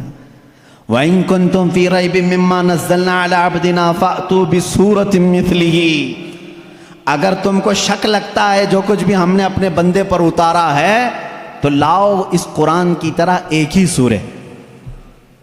کتنی؟ ایک سورہ لے کر کے آؤ. پہلے پورا قرآن کے جیسا لانے کا چیلنج تھا، بعد میں 10 سورے لانے کا چیلنج تھا، پھر تیسری مرتبہ رب تعالیٰ نے کیا فرمایا؟ ایک سورے لے کے آؤ. نہیں لائے. اور حضور اکرم صلی اللہ تعالیٰ علیہ وسلم نے کیا فرمایا معلوم؟ ایک سورے جب وہ نہیں لا گئے، اس زمانے میں کیا ہوتا تھا؟ کمپٹیشن ہوتا تھا شعر و شاعری کا. مشاعرے ہوتے ہیں نا، اچھا شعر کس کا ہے اس کو انعام دیا جائے. جو شعر و شاعری کرتے ہیں وہ جانتے ہیں. عرب والے شعر و شاعری میں بہت مشہور تھے. سال میں ایک مرتبہ مکہ میں حج کے موقع پر سب بڑے بڑے شاعر جمع ہوتے تھے، اپنے شعر سناتے تھے، اور جس کا شعر سب سے اچھا ہوتا تھا اس کے شعر کو کعبے کے دروازے پر لٹکایا جاتا تھا. اور اس کی فضیلت تھی سال بھر تک وہ شعر نکالے نہیں جاتے تھے، بلکہ اگلے سال اس سے بھی بہتر کوئی لاتا تو وہ نکالتے پھر اس کا لٹکاتے تھے. یعنی ورلڈ گینیز بک میں جس طرح ریکارڈ درج کیے جاتے ہیں، ارے میاں یہ ابھی جو ہے 100 انڈے کھایا ہے، اب دوسرے کا نام اسی وقت لکھا جائے گا جب 150 انڈے کوئی کھا کیا ہے. وہاں ریکارڈ بنانے کے لیے شعر و شاعری ہوتی تھی اور مکہ میں خانہ کعبہ کے دروازے پر لٹکائے جاتے تھے. وہ ہر سال کا معمول تھا. ایک سال میرے آقا صلی اللہ تعالیٰ علیہ وسلم نے لکھا انا اعطیناک الکوثر فصل لربک وانحر ان شانیک هو الابتر. 3 آیتیں ہیں، ایک چھوٹی سورہ ہے. لے جا کر کے میرے آقا صلی اللہ علیہ وسلم نے خانہ کعبہ کے دروازے پر لٹکایا. آؤ عرب والو، اس سے بہتر کوئی چیز ہو تو اس کو اتارا جائے گا اور دوسرا اس کا لایا ہوا شعر لگایا جائے گا. یہ چیلنج چلا مہینہ 2 مہینے کئی دن تک. سارے پریشان تھے. اس وقت جو موجود تھے ان کے بس میں نہیں تھا. ایک بہت بڑے شاعر کو یہ لوگ یمن سے یا کسی علاقے سے لے کر کے آئے اور اس سے کہا یہ چیلنج محمد نے دیا ہے صلی اللہ علیہ وسلم کہ یہ 3 آیتیں ہیں اس کے اندر، اس سے بہتر کوئی چیز لا کر کے دکھائے. آپ کو سمجھ میں نہیں آئے گا یہ 3 چیزیں بنانے میں کیا دقت ہے. میرے عزیزو یہ صرف 3 آیتیں نہیں ہیں، جب اس کے حروف کو جوڑ کر کے دیکھا جائے تو یہ زبان جاننے والے ہی جانتے ہیں کہ اس کے فائدے کیا کیا ہیں. وہ بڑا شاعر آیا جو بات بھی شعر و شاعری میں کرتا تھا. اگر وہ پوچھتا کسی سے آپ خیریت سے ہیں تو وہ شعر سے ہی پوچھتا تھا. اگر اس سے آپ پوچھتے کھانا کھائے جواب بھی شعر میں دیتا تھا. وہ آیا جب اس نے دیکھا کہ خانہ کعبہ پر یہ 3 چیزیں لٹکائی گئی ہیں، انا اعطیناک الکوثر فصل لربک وانحر ان شانیک هو الابتر، اس سے کہا گیا جواب لکھو اس کا. تو اس نے اپنے ایک ٹکڑے میں لکھا ما ھذا کلام البشر، یہ بشر کا کلام ہو ہی نہیں سکتا. میں کیا جواب دوں، یہ بشر کا کلام ہو ہی نہیں سکتا. وہ چلا گیا. یہ چیلنج چلتا رہا، کوئی نہیں لا سکا قرآن کے مثل. اور آپ کو میں بتاؤں مزہ کا خیز بات، بہت مرتبہ مسیلمہ کذاب ایک ایسا شخص تھا جو اپنی الگ شریعت چلانا چاہتا تھا، حضور کے علاوہ اپنے آپ کو نبی کہنا چاہتا تھا. اس سے لوگوں نے کہا کہ محمد صلی اللہ تعالیٰ علیہ وسلم وہ نبی ہیں، ان پر قرآن کی آیتیں اترتی ہیں، تو بھی تو لے کے آ، تیرے پاس کہاں ہے کتاب. جیسے قادیانی کو بھی کہا گیا تھا، غلام مرزا قادیانی جو ہے، یہ مرزا غلام احمد قادیانی جو پنجاب کا تھا، اس نے بھی نبی ہونے کا دعویٰ کیا تھا. اس کا بھی وہی حشر ہے جو مسیلمہ کذاب کا تھا. جھوٹے نبوت کے دعوے دار دجال ہوتے ہیں، یاد رکھو. میرے آقا صلی اللہ علیہ وسلم خاتم النبیین ہیں، آپ کے بعد کوئی نبی نہیں ہوگا. لیکن وہ مسیلمہ کذاب نے جب یہ کہا، کوئی اس سے جب لوگوں نے کہا تیرے پاس کہاں ہے، آیتیں ہونا چاہیے ویسے قرآن کی جیسے محمد صلی اللہ علیہ وسلم کے پاس آتی ہیں، کہا میں بھی بنا کر کے لاتا ہوں، میرے پاس بھی آتے ہیں. تو بہت دن تک سوچا اور پھر اس کے بعد خود سے ہی اپنے دماغ سے بنانے لگا کہ الفیل ملفیل وما ادراک ملفیل. قرآن کی سورہ ہے نا القاریۃ ملقاریہ وما ادراک ملقاریہ، اس سورہ کے وزن پہ اس نے اپنے سے بنایا الفیل ملفیل وما ادراک ملفیل ذنبہ صغیر وخرطومہ طویل. یہ بنایا، لے کر کے آیا سارے لوگوں کے سامنے. کیا مطلب ہے معلوم ہے اس کا؟ الفیل ملفیل، ہاتھی.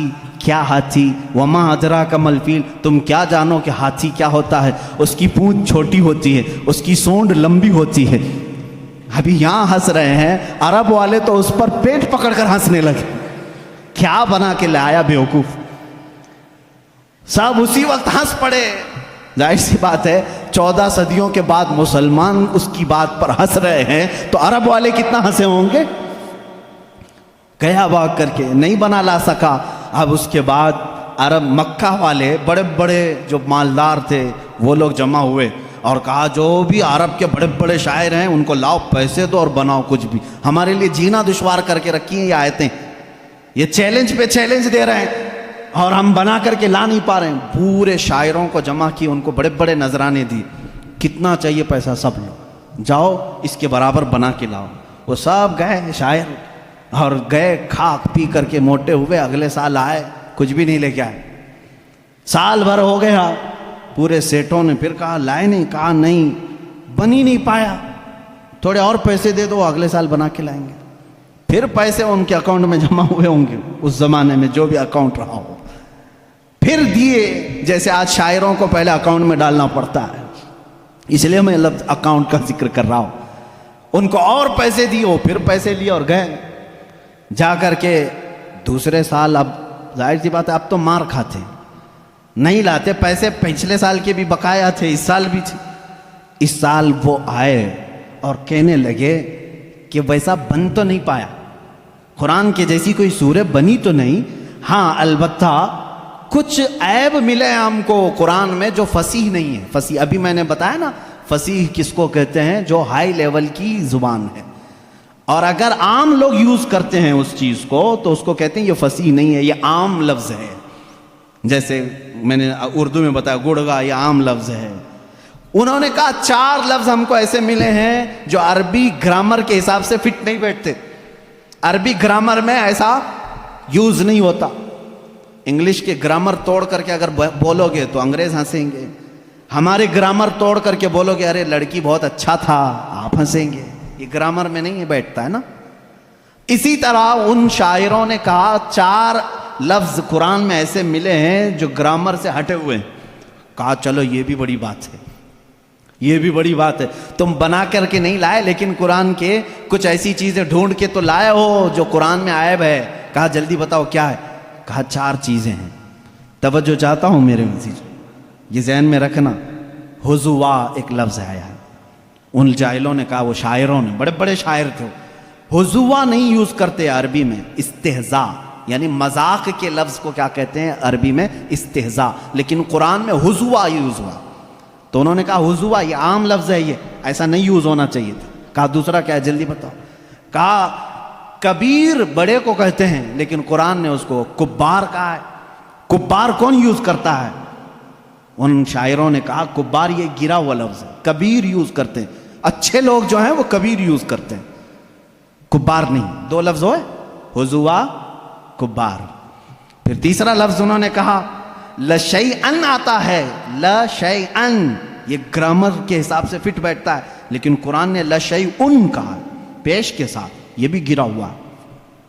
پھر کہا اچھا اور کیا ملا؟ کہا عجیب ہوتا ہے، جیسے کوئی بھی عجیب چیز کو دیکھتے ہیں عربی میں بھی اس کو عجیب کہتے ہیں، عجیب، لیکن قرآن نے اس کو عجاب کہا ہے.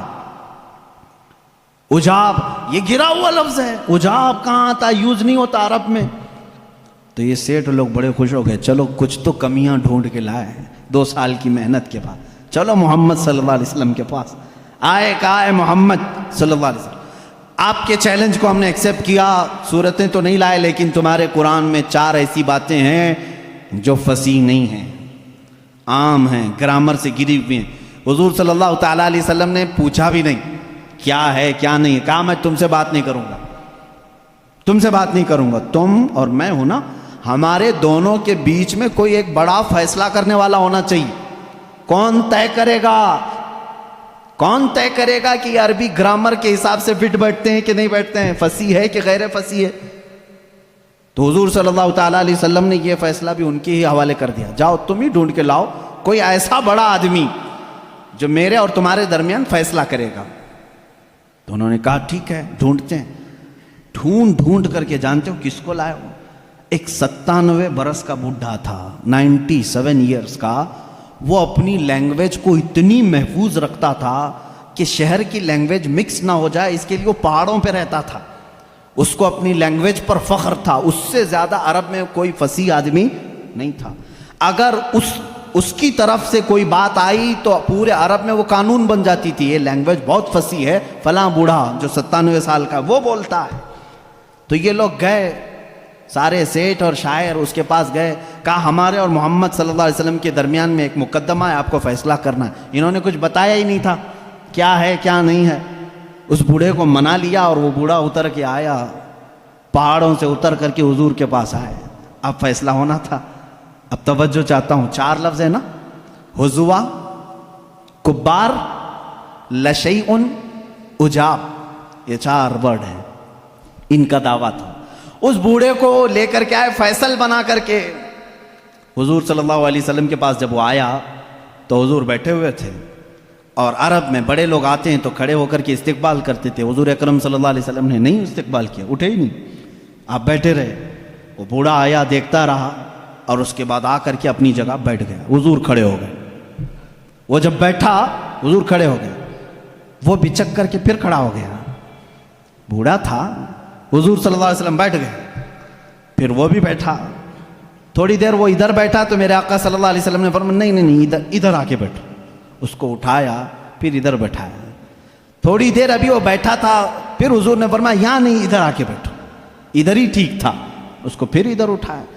بھائی 97 سال کے بوڑھے کو اگر بار بار اٹھاؤ گے بٹھاؤ گے سنک جائے گی، کیا ہوگا؟ پھر اس کے بعد اس کو حضور نے کہا تیسری مرتبہ، ارے نہیں، آمنے سامنے بات کرنا اچھا، یہاں سے اٹھو، سامنے آؤ.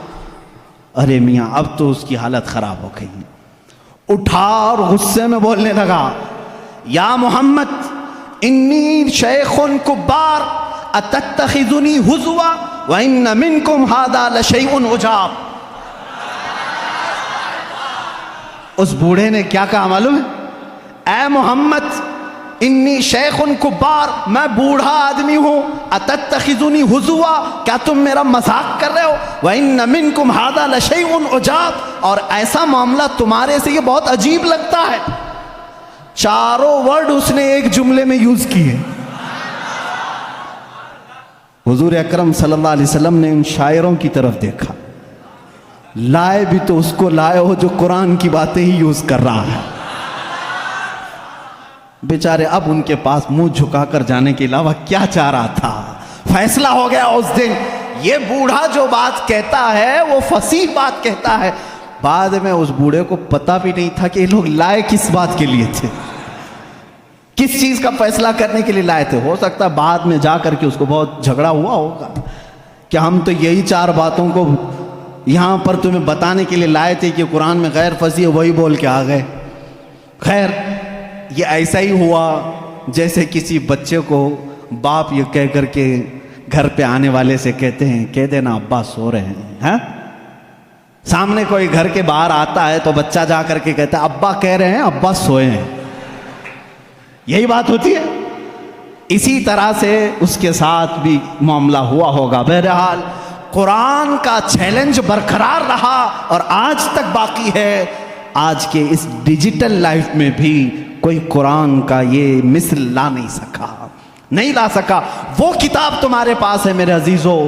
اللہ رب العزت نے اس کتاب کے اندر کتنے علوم کا سمندر رکھا ہے، کبھی آپ نے سوچا ہے؟ یہ وہ لوگ تھے جو عرب لا نہیں سکے، لیکن جو سمجھ بوجھ رکھتے تھے انہوں نے قرآن کا مطالعہ شروع کیا اور اس میں سے جواہر نکالے، موتیاں نکالی. اب مختصر میں ذکر کرتا چلا جاؤں گا. سارے علوم قرآن میں ہیں. میں اس کو کالج کے جو اسٹوڈنٹس ہیں یا جو پروفیسرز ہیں یا جو لیکچرر ہیں یا جو ڈاکٹرز ہیں، انجینئر ہیں، جو بھی ہیں، وہ آج میری اس تقریر کے مخاطب ہیں. سنو، قرآن پاک میں وہ علوم جس کی ایجاد آج کے زمانے میں کہی جاتی ہو، میں 14 صدیوں پہلے کی ان آیات میں تمہیں واضح بتا سکتا ہوں کہ کون کون سے علوم قرآن میں آئے ہیں. آپ نے شاید پہلے دن ہی سنا ہوگا ایسٹرونومی. یہ وہ علم ہے جو علم الفلکیات جس کو کہتے ہیں، آسمان کائنات کا علم. آسمانوں میں کیا ہے، گیلیکسی میں کیا ہے اور کیسے دنیا وجود میں آئی، اس علم کے جاننے والے ایسٹرونومی کہلائے جاتے ہیں. ایسٹرونومی کے بیسک فارمولے قرآن پاک میں ہے. جانتے ہیں آپ एस्ट्रोनॉमी की सबसे बड़ी तहकीक क्या है? इन साइंसदानों की सबसे बड़ी तहकीक ये है कि एक शख्स है अंग्रेज़ों का, जिसको ये कहा गया स्टीफन हॉकिंग, ये 1925 की बात है, जिसने सबसे पहले ये कहा कि कायनात फैल रही है। 1925 में 1925 में सबसे पहले उसने ये कहा, मैं देख रहा हूँ गैलेक्सी में स्टार्स दूर दूर हो रहे हैं और फैल रही है ये कायनात। उसने वुसअते कायनात का नजरिया सबसे पहले दिया। और कुरान कहता है वस्समा बनैनाहा व बिअयदिन व इन्ना लमूसिऊन, आसमान को हमने अपने दस्ते कुदरत से बनाया है और इसको हम क़यामत तक फैलाते रहेंगे। कुरान कह रहा है इसको हम फैलाते रहेंगे। और ये है एस्ट्रोनॉमी के लिए, ये जो जिसका नाम मैंने लिया है स्टीफन हॉकिंग, इसने कहा ये 20वीं सदी की सबसे बड़ी तहकीक है, सबसे बड़ी तहकीक है। मुझे मालूम नहीं 14वीं सदी में, 14 सदी पहले ही ये तहकीक अल्लाह के कलाम में आ चुकी। अज़ीज़ान गिरामी, और ये आपको बिग बैंग का जो मैंने बताया था फर्स्ट डे, आपने सुना होगा। इस ज़माने में नहीं, बल्कि ये बिग बैंग का जो वो लाया है जिसने एस्ट्रोनॉमी में, जो सबसे पहले साइंसदान ने कहा कि पहले ये ज़मीन आसमान सब चीज़ें एक ही थी, एक बड़ा धमाका हुआ, उससे पूरी कायनात फैली। इनका अब जाकर के ये नज़रिया हुआ कि एक बड़ा धमाका हुआ, उसके बाद सब चीज़ें अलग हो गई, चांद अलग हुआ, तारे अलग हुए और सूरज अलग हुआ, ज़मीन अलग, आसमान अलग। इस थ्योरी को कुरान ने खुद बयान किया है। अवलम यरल्लज़ीना कफरू अन्न समावाति वल अर्द कानता रतक़न फफतक़नाहुमा, अल्लाह फरमाता है ए महबूब, क्या नहीं देखते वो काफिर अब भी इनकार कर रहे हैं, ज़मीन और आसमान मिले हुए थे, हमने उनको फाड़ करके अलग किया। फतक़नाहुमा, फतक कहते हैं ऐसा जोर का धमाका होना और झटका देना जिससे सारी चीज़ें बिखर जाएं।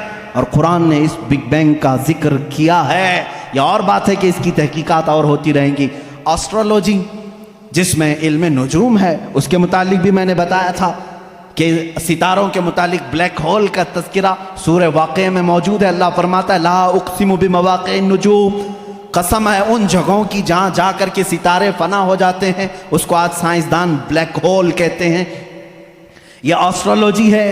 और बोटानी जानते होंगे आप, इल्म नबातात, पौधों का इल्म, ये एक पूरा बाज़ाब्ता एग्रीकल्चर, इस पर तो यूनिवर्सिटियाँ कायम हैं जिसमें पौधों की नशो नुमा के मुतालिक तहकीकात होती हैं। और कुरान उसकी तमाम तफसीलात बता रहा है। वमिन कुल्लि समराति जअल फीहा ज़ौजैन इत्नैन, अल्लाह फरमाता है हर फल में हमने मेल और फीमेल रखा है। आज के साइंस कह रहा है हर दरख्त में मेल और फीमेल होते हैं। ये कुरान के वो उलूम है। बोटानी इस इल्म को कहते हैं ना, आप मेरे पास स्टूडेंट्स होंगे कोई एग्रीकल्चर के, दरख्तों के, पेड़ पौधों के मामलात के सिलसिले में कुरान की एक नहीं 10 आयतें मैं तुम्हारे सामने पेश करूंगा। इसके अलावा जूलॉजी, एस्ट्रोलॉजी के अलावा जूलॉजी जानवरों का इल्म, हैवानात का इल्म, इस इल्म पर भी आज करोड़ों डॉलर खर्च किए जाते हैं। जूलॉजी और एनिमल्स के ऊपर रिसर्च किए जाते हैं। जूलॉजी कुरान में बयान है।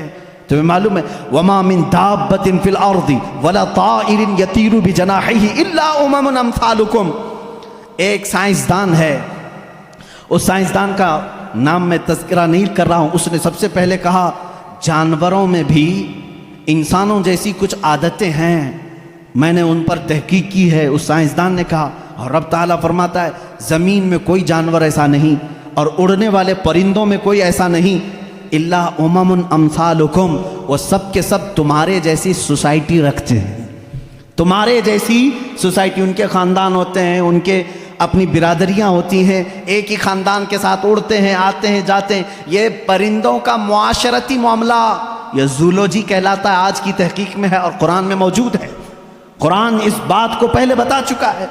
सिर्फ परिंदों की बात नहीं मेरे अजीज़ों, उसके अलावा जो और भी इसमें है, कुरान पाक में चूंटियों का इल्म, एक साइंसदान है, उसने कहा है कि चूंटियां बात करती हैं एक दूसरे को और ये सब एक दूसरे के कांटेक्ट में आकर के ही काम करती हैं। और कुरान कह रहा है, सूरह नमल पूरी चूंटियों की आयत सूरह है, اللہ تعالیٰ فرماتا حتی اذا اتوا علی واد النمل قالت نملۃ یا ایھا النمل ادخلوا مساکنکم، جب سلیمان علیہ السلام اپنے لشکر کے ساتھ سے گزر رہے تھے تو ایک چونٹیوں کی وادی کے پاس آپ آئے، تو اللہ فرماتا ہے چونٹیوں کی جو بڑی سردار تھی اس نے ساری چونٹیوں سے کہا یا ایھا النمل ادخلوا مساکنکم، اے چونٹیوں جلدی جلدی اندر داخل ہو جاؤ، کہیں سلیمان علیہ السلام کا لشکر تمہیں بے خبری میں روند نہ جائے۔ چونٹی بات کر رہی ہے اپنے تمام افسروں کو یا اپنے سپاہیوں کو، اور یہ قرآن کہہ رہا ہے، اور آج اس پر ریسرچ کرنے والے کو بہت بڑا انعام بھی دیا گیا ہے کہ چونٹیاں بات کرتی ہیں۔ یہ زولوجی میں آتا ہے، جانوروں پر ریسرچ کرنے والے۔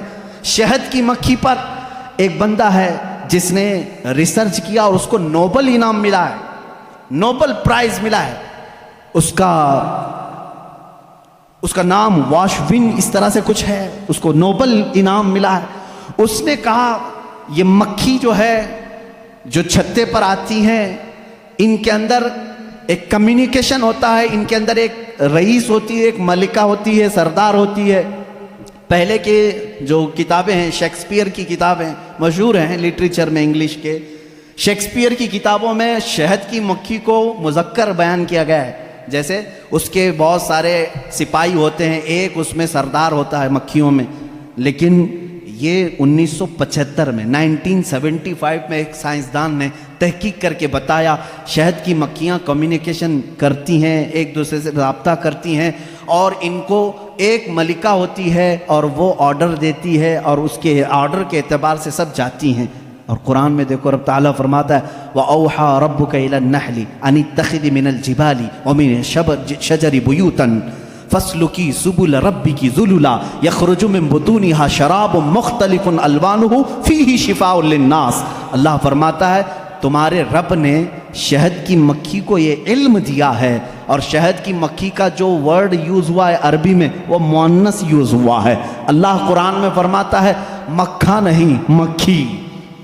اب تک کہتے تھے کہ مکھی کا جو مذکر ہے وہ اس پہ سب چھتے پر لا کر جمع کرتے ہیں۔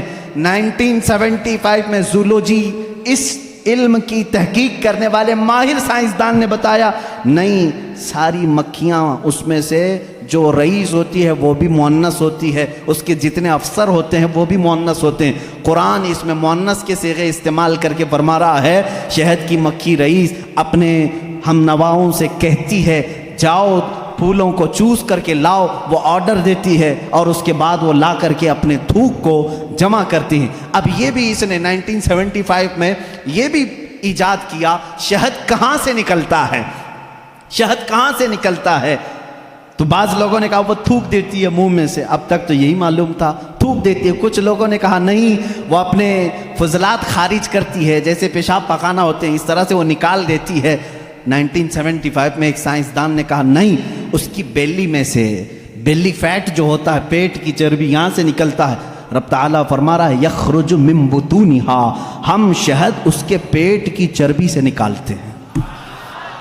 زولوجی کی یہ تحقیق 1975 میں ہوئی، اور قرآن عظیم اس وقت فرما رہا ہے ہم شہد کی مکھی کے پیٹ میں سے نہایت ہی میٹھی غذا تمہارے لیے نکالتے ہیں، اس میں اللہ کی نشانیاں ہیں، اور خود مولا نے فرمایا شفاء للناس، اس میں پوری تمہارے لیے انسانوں کے لیے شفا ہے۔ اور اتنا ہی نہیں میرے عزیزو، یہ ڈنک مارے تو زہر ہے، لیکن اپنے شہد کے چھتے میں جا کر چھوڑ دے اپنے پیٹ کی غذا تو دنیا کی سب سے عظیم غذا ہے۔ ایک ہی چیز میں دو چیزیں ہیں، اور اس کے علاوہ جانوروں پر بہت سارے کہ اللہ تعالیٰ فرماتا افلا ينظرون الى الابل كيف خلقت، تم نہیں دیکھتے کہ اونٹوں کو اللہ نے کیسے پیدا کیا۔ تو زولوجی کے سے تعلق رکھنے والے اسٹوڈنٹ سے میں کہتا ہوں اونٹوں کی پیدائش پر تم بھی ریسرچ کرتے ہوں گے۔ آج تقریباً یہ کالجوں میں پڑھایا گیا ہے زولوجی کے اسٹوڈنٹس کو کہ تمام مخلوقات میں اونٹ کی تخلیق ایک سب سے الگ ہے، اس لیے کہ اس کے اندر ایسا مادہ ہے 1 مہینے تک بغیر کھائے پیے زندہ رہتا ہے، پانی جمع کر لیتا ہے، اور رب تعالیٰ فرما رہا ہے سارے جانوروں میں اس کی تخلیق الگ کی گئی ہے، تم نہیں دیکھتے اونٹوں کی طرف۔ قرآن پاک میں زولوجی کا ایک پورا چیپٹر مجھے الگ کر کے آپ کو بتانا پڑے گا، بہت ساری چیزیں، پرندوں کا علم، چیونٹیوں کا علم، حتیٰ کہ اللہ تعالیٰ نے مکڑی کے متعلق بھی بیان فرمایا۔ مکڑی کا جالا اتخذت بیتا وان اوہن البیوت لبیت العنکبوت. اللہ فرما رہا ہے دنیا کے گھروں میں سب سے کمزور گھر مکڑی کا ہوتا ہے. آج تحقیق تقریباً 1950 یا 60 کے بیچ میں ایک سائنسدان نے کہا کہ مکڑی جانوروں میں سب سے کمزور دل والی ہوتی ہے، اس لیے کہ یہ اپنے نر کو ہی مار دیتی ہے. اور قرآن کہہ رہا ہے اتخذ وَإِنَّ أَوْهَنَ الْبُيُوتِ، بلکہ اللہ فرما رہا ہے سب سے کمزور گھر مکڑی کا ہوتا ہے اور سب سے کمزور دل بھی اس کا ہوتا ہے. یہ زولوجی کے چیپٹرز ہیں. اگر اس کے بعد اور تھوڑا سا نکلو گے تو پھر میں اگر آپ کو آگے لے جاؤں میڈیسن کے بارے میں قرآن نے کیا کیا کہا ہے. بہت بڑا ایک طویل چیپٹر ہے میڈیسن، دوائیوں کے متعلق قرآن میں پورا علم موجود ہے. شہد کو ہی لے کر کے آج ریسرچ ہوئے ہیں. شہد کے اندر اللہ نے فرمایا فیہ شفاء للناس، اس میں لوگوں کے لیے شفا ہے. اور ورلڈ وار 2 کے ٹائم پہ، سیکنڈ ورلڈ وار کے درمیان اکثر زخمیوں کو شہد لگا کر کے صحیح کیا گیا. آج بھی جو جدید ترقی یافتہ کنٹریز ہیں ان کے ہاں شہد پر ریسرچ ابھی بھی چل رہا ہے، اور انہوں نے کہا ہے کہ اس میں وٹامن کے پایا جاتا ہے جو کسی دوسری چیز میں ہوتا ہی نہیں ہے. یہ زخموں کو بہت جلدی ختم کر دیتا ہے اور زخموں پر فنگس آنے نہیں دیتا، انفیکشن آنے نہیں دیتا. رب فرما رہا ہے فیہ شفاء للناس. میڈیسن کا تذکرہ کیا قرآن میں نہیں ملتا؟ میڈیکل کے اسٹوڈنٹس اور اگر آگے آئیں تو میں ایمبریالوجی کے متعلق بتاؤں آپ کو. ایمبریالوجی کیا ہے؟ یہ علم الجنین، بچے کی ولادت کے جو معاملات ہوتے ہیں اس کو ایمبریالوجی کہتے ہیں. ڈاکٹرز ہوں گے وہ سمجھیں گے ہماری بات کو. ایمبریالوجی ایک پورا کا پورا علم ہے اور انہی کی باتوں سے میں آپ کو بتاؤں. ایمبریالوجی میں کہا گیا ہے کہ سب سے پہلے پانی کا ایک قطرہ مرد کے نطفے سے گا کر ماں کے رحم مادر میں جمع ہوتا ہے. پہلے قرآن کی آیتیں پڑھو. وَلَقَدْ خَلَقْنَا الْإِنسَانَ مِنْ سُلَالَةٍ مِنْ طِينٍ ثُمَّ جَعَلْنَا النُّطْفَةَ عَلَقَةً فَخَلَقْنَا الْعَلَقَةَ مُضْغَةً فَخَلَقْنَا الْمُضْغَةَ عِظَامًا فَكَسَوْنَا الْعِظَامَ لَحْمًا. اللہ تعالیٰ نے اس آیت کو، اس طرح کی آیت کو 3 یا 4 مرتبہ انسان کی تخلیق کیسے ہوئی. رب فرماتا ہے اللہ تعالیٰ نے نطفے سے تمہیں پیدا کیا، نطفے سے. اچھا میں ایک ڈاکٹر صاحب سے بات ہو رہی تھی، انہوں نے کہا پورا نطفہ جو ہوتا ہے انسان کا، منی جو مرد کی ہوتی ہے، اس میں ایک بار کی منی میں تقریباً 30 لاکھ سپم ہوتے ہیں. جو جراثیم، جس کو کیڑا یہ لوگ کہتے ہیں، جو جا کر کے عورت کے اوم میں، یعنی اس کے بیضے ہوتے ہیں، انڈے ہوتے ہیں، اس میں ٹکراتا ہے اور جا کر کے فکس ہو گیا اگر ایک جراثیم، ایک کیڑا، ایک سپم کا، تو پھر بچے کی ولادت وہاں سے شروع ہوتی ہے. تو انہوں نے کہا کہ 30 لاکھ میں سے ایک ہی جاتا ہے، 30 لاکھ میں سے ایک ہی جاتا ہے. اور رب تعالیٰ کے اس کلام پر قربان جاؤ، اللہ فرماتا ہے سلالۃ من ماء مہین، کہ جب تم نطفہ ڈالتے ہو تو بہت سارے پانی میں سے جو اصل ہوتا ہے مولا اسی سے پیدا کرتا ہے. سلالہ کہتے ہیں سب سے قیمتی چیز، اس میں سے جو اصل ہے اسی سے پیدا کرتا ہے. 30 لاکھ اگر سپم میں جراثیم آئے ہوں، صرف ایک ہی سے پیدا کیا جاتا ہے. پھر اس کے بعد اللہ تعالیٰ نے فرمایا ہم اس کے ذریعے سے علقہ بناتے ہیں. علقہ کیا ہے؟ مضغہ کیا ہے؟ علقہ بستہ خون ہے. بستہ خون مطلب خون جیسے ہوتا ہے. میں نے ایک ڈاکٹر سے پوچھا اس میں ہی انٹرنیٹ پر، تو انہوں نے ایک تحقیق مجھے بھیجی کہ ایمبریالوجی کے شروع کے دنوں میں یہ ہوتا ہے کہ جیسے جونک ہوتی ہے نا، جونک ایک کیڑا ہے، چپک جائے تو چھوڑتا نہیں. تو علقہ قرآن میں ذکر ہے، میں اس پر پڑھ رہا تھا. علقہ جیسے چنگم والی چیز ہوتی ہے، چپکنے والی، اگر خون کے چپکنے والے حصہ کوئی بن گیا تو اس کو علقہ کہتے ہیں. اور آج ڈاکٹرز کہہ رہے ہیں نطفے کے بعد اگر سب سے پہلے بچے میں کچھ بنتا ہے تو وہ گم ٹائپ کا ایک خون بنتا ہے جس کو قرآن بتا رہا ہے. یہ ساری چیزیں سونوگرافی کے بعد معلوم ہوتی ہیں، اسکین کرنے کے بعد معلوم ہوتی ہیں. اور اس کے بعد مضغہ ہے، گوشت کا ایک لوتھڑا، اس میں اللہ تعالیٰ نے جو مضغہ لفظ استعمال فرمایا، اس کا مطلب کیا ہے یہ بھی ڈاکٹرز اس کی بھی تسلیم کریں گے.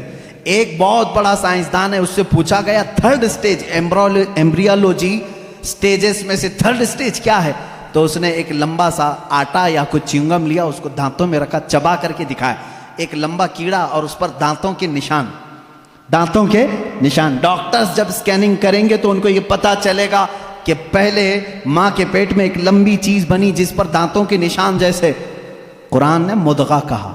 مدغہ کیا چیز ہے؟ جب عربی میں اس کا ترجمہ دیکھا گیا تو ایسی چیز جو لمبی ہڈی ہو اور اس میں جگہ جگہ سے کاٹا گیا ہو، مدغہ اس کو کہتے ہیں. اور ڈاکٹرز کل 100% اتفاق کرتے ہیں کہ 3rd اسٹیج میں جب یہ بچے کی ولادت آتی ہے تو اس کی صرف ریڑھ کی ہڈی بنی ہوتی ہے جو پیٹھ پر ہے، جس میں جگہ جگہ گانٹھ ہے. ایسا لگتا ہے جیسے کسی نے کسی چیز کو چبایا. یہ قرآن میں ایمبریالوجی کا فلسفہ موجود ہے. اگر یہ سٹیجز میں بتاؤں 9 مہینے تک بولنا پڑے گا نا. بچے کی ولادت 9 مہینے بعد ہوتی ہے. ایمبریالوجی کے بہت ساری چیزیں ہیں. اور اللہ، میں آپ کو یہ بتاؤں سب سے پہلے چیز کیا بنتی ہے انسان کی، یہ بھی تحقیقات سائنس کر چکا ہے. سب سے پہلے بچے کے نطفے کے بعد علقہ، مدغہ، اور اس کے بعد اس پر چمڑی آتی ہے، یا جو بھی 27 ویکس، اگر 24 ویکس ہوتے ہیں اگر پریگننسی کے، تو سب سے پہلے وہ جنین میں سننے کی چیز آتی ہے. کیا؟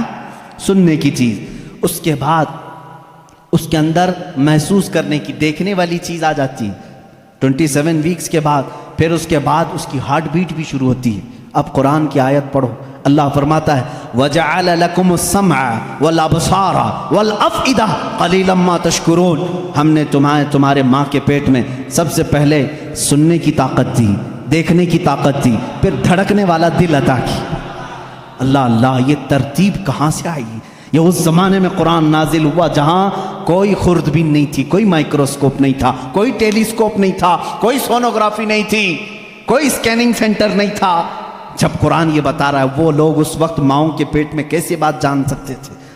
ایک بہت بڑا سائنسدان ہے، اس کے سامنے ایمبریالوجی کے تذکرے کیے گئے اور قرآن کی آیتیں بتائی گئی تو کہتا ہے شاید محمد صلی اللہ علیہ وسلم کے پاس کوئی ایسی بڑی مشین تھی جس کو وہ دیکھ کر کے سب بتائیں.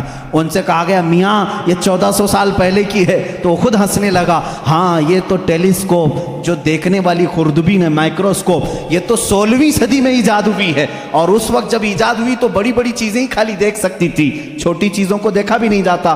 پھر اس نے اٹھ کر کے یہ کہا پھر تو یا تو اوپر والی کوئی طاقت ان کے ساتھ ہوگی. یہ باتیں اگر وہ اس زمانے میں بتائے ہیں تو پھر کوئی اور طاقت ہوگی. یہ قرآن کے علوم ہیں میرے عزیزوں، پڑھو اس قرآن کو. کیا نہیں ہے اس کے اندر. اب میں اگر ایمبریالوجی ہو گئی بات، اس کے علاوہ اور ہائیڈرولوجی، زمین کے معاملات، پانی کے تبخیر کا سب سے پہلا مادہ قرآن نے بتایا. یہ واٹر سائیکل کے جو تھیوری ہے سب سے پہلے جانتے ہیں آپ کو کس نے پیش کی ہے؟ ایک سائنسدان ہے جس نے یہ بات پیش کی. برنارڈ پیلیسی نام کا ایک سائنسدان ہے، اس نے یہ تھیوری پیش کی کہ سمندر کا پانی گرمی سے سوکھتا ہے، آسمانوں میں جاتا ہے. سائنس میں ہم بھی اسکول میں پڑھے تھے. دھوپ میں پانی اڑ کر کے جاتا ہے، پھر جمع ہوتا ہے، پھر بارش میں آتا ہے. یہی ہے نا یہ واٹر سائیکل کا جو نظام ہے، ایواپوریشن اس کو کہتے ہیں. یہ سب سے پہلے جو سائنسدان نے برنارڈ پیلیسی نام کا اس نے دیا، اور وہ بھی 1580 میں، 16ویں صدی میں. اب آؤ قرآن کیا کہتا ہے. قرآن کہتا ہے وَالسَّمَاءِ ذَاتِ الرَّجْعِ وَالْأَرْضِ ذَاتِ الصَّدْعِ، وہ آسمان جو ہر چیز کو واپس پھر سے کھینچ لیتا ہے. پانی ہم برساتے ہیں اور پھر اس کو لوٹا دیتے ہیں. یہ ایواپوریشن کا، واٹر سائیکل کا جو مسئلہ ہے، یہ جو فنڈا ہے، یہ قرآن میں موجود ہے. مجھے بتاؤ اے سائنس کے اسٹوڈنٹس، کیا قرآن ہائیڈرولوجی کی بات نہیں کر رہا ہے؟ کیا قرآن ایمبریالوجی کی بات نہیں کر رہا ہے؟ کیا قرآن آسٹرونومی کی بات نہیں کر رہا ہے؟ کیا قرآن آسٹرولوجی کی بات نہیں کر رہا ہے؟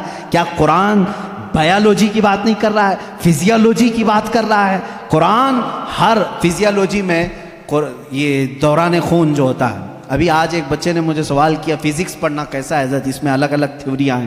میں اس کے لیے بھی بتا دوں فزکس قرآن میں موجود ہے. فزکس کا ایک بہت بڑا فنڈا یہ ہے کہ ایٹم یہ تقسیم نہیں ہوتا. پہلے سے لوگوں کا خیال تھا ایک ذرہ ہوتا ہے. 14 صدیوں تک لوگ یہ مانتے تھے ایک لاسٹ کوئی چیز ہوگی، اس سے لاسٹ تو کوئی کچھ نہیں ہوگا نا. جیسے ذرہ، ایک چھوٹا سا ہلکا ذرہ، وہ نہیں تقسیم ہوگا.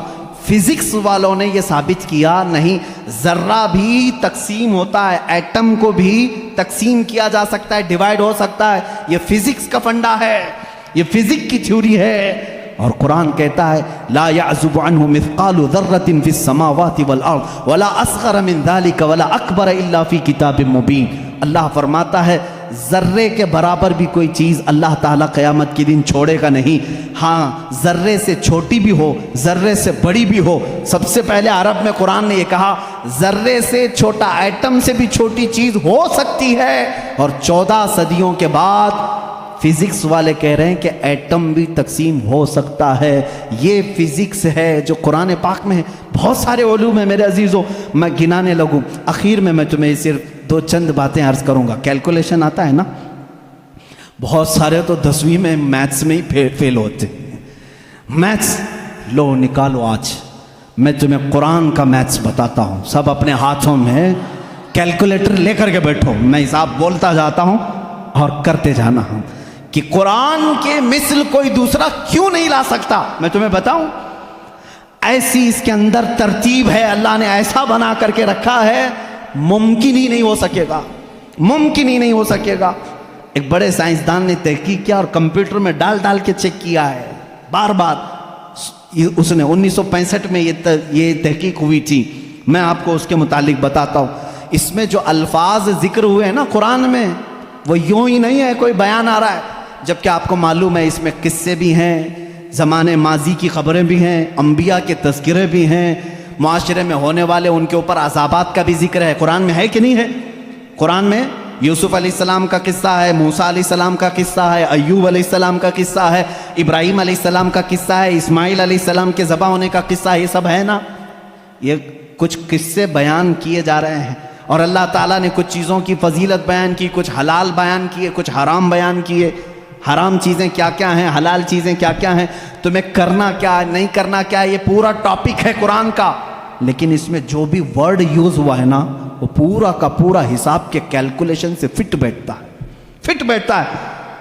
کیلکولیشن اٹھاؤ اور میں آپ کو بتاتا ہوں, دنیا کا علم رکھنے والے جانتے ہیں پوری روئے زمین پر خشکی کتنی ہے اور تری کتنی ہے, پانی کتنا ہے اور زمین کتنی ہے. سب کو معلوم ہے یا نہیں معلوم ہے تو سنو. سائنس یہ کہتا ہے کہ 70% پانی ہے اور 30% کیا ہے, زمین ہے, خشکی ہے. یہی ہے تقریباً تحقیق سب کی یہی ہے.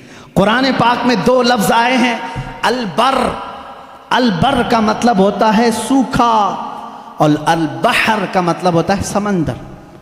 البر لفظ, یہ لفظ اللہ نے 13 مرتبہ پورے قرآن میں بیان فرمایا.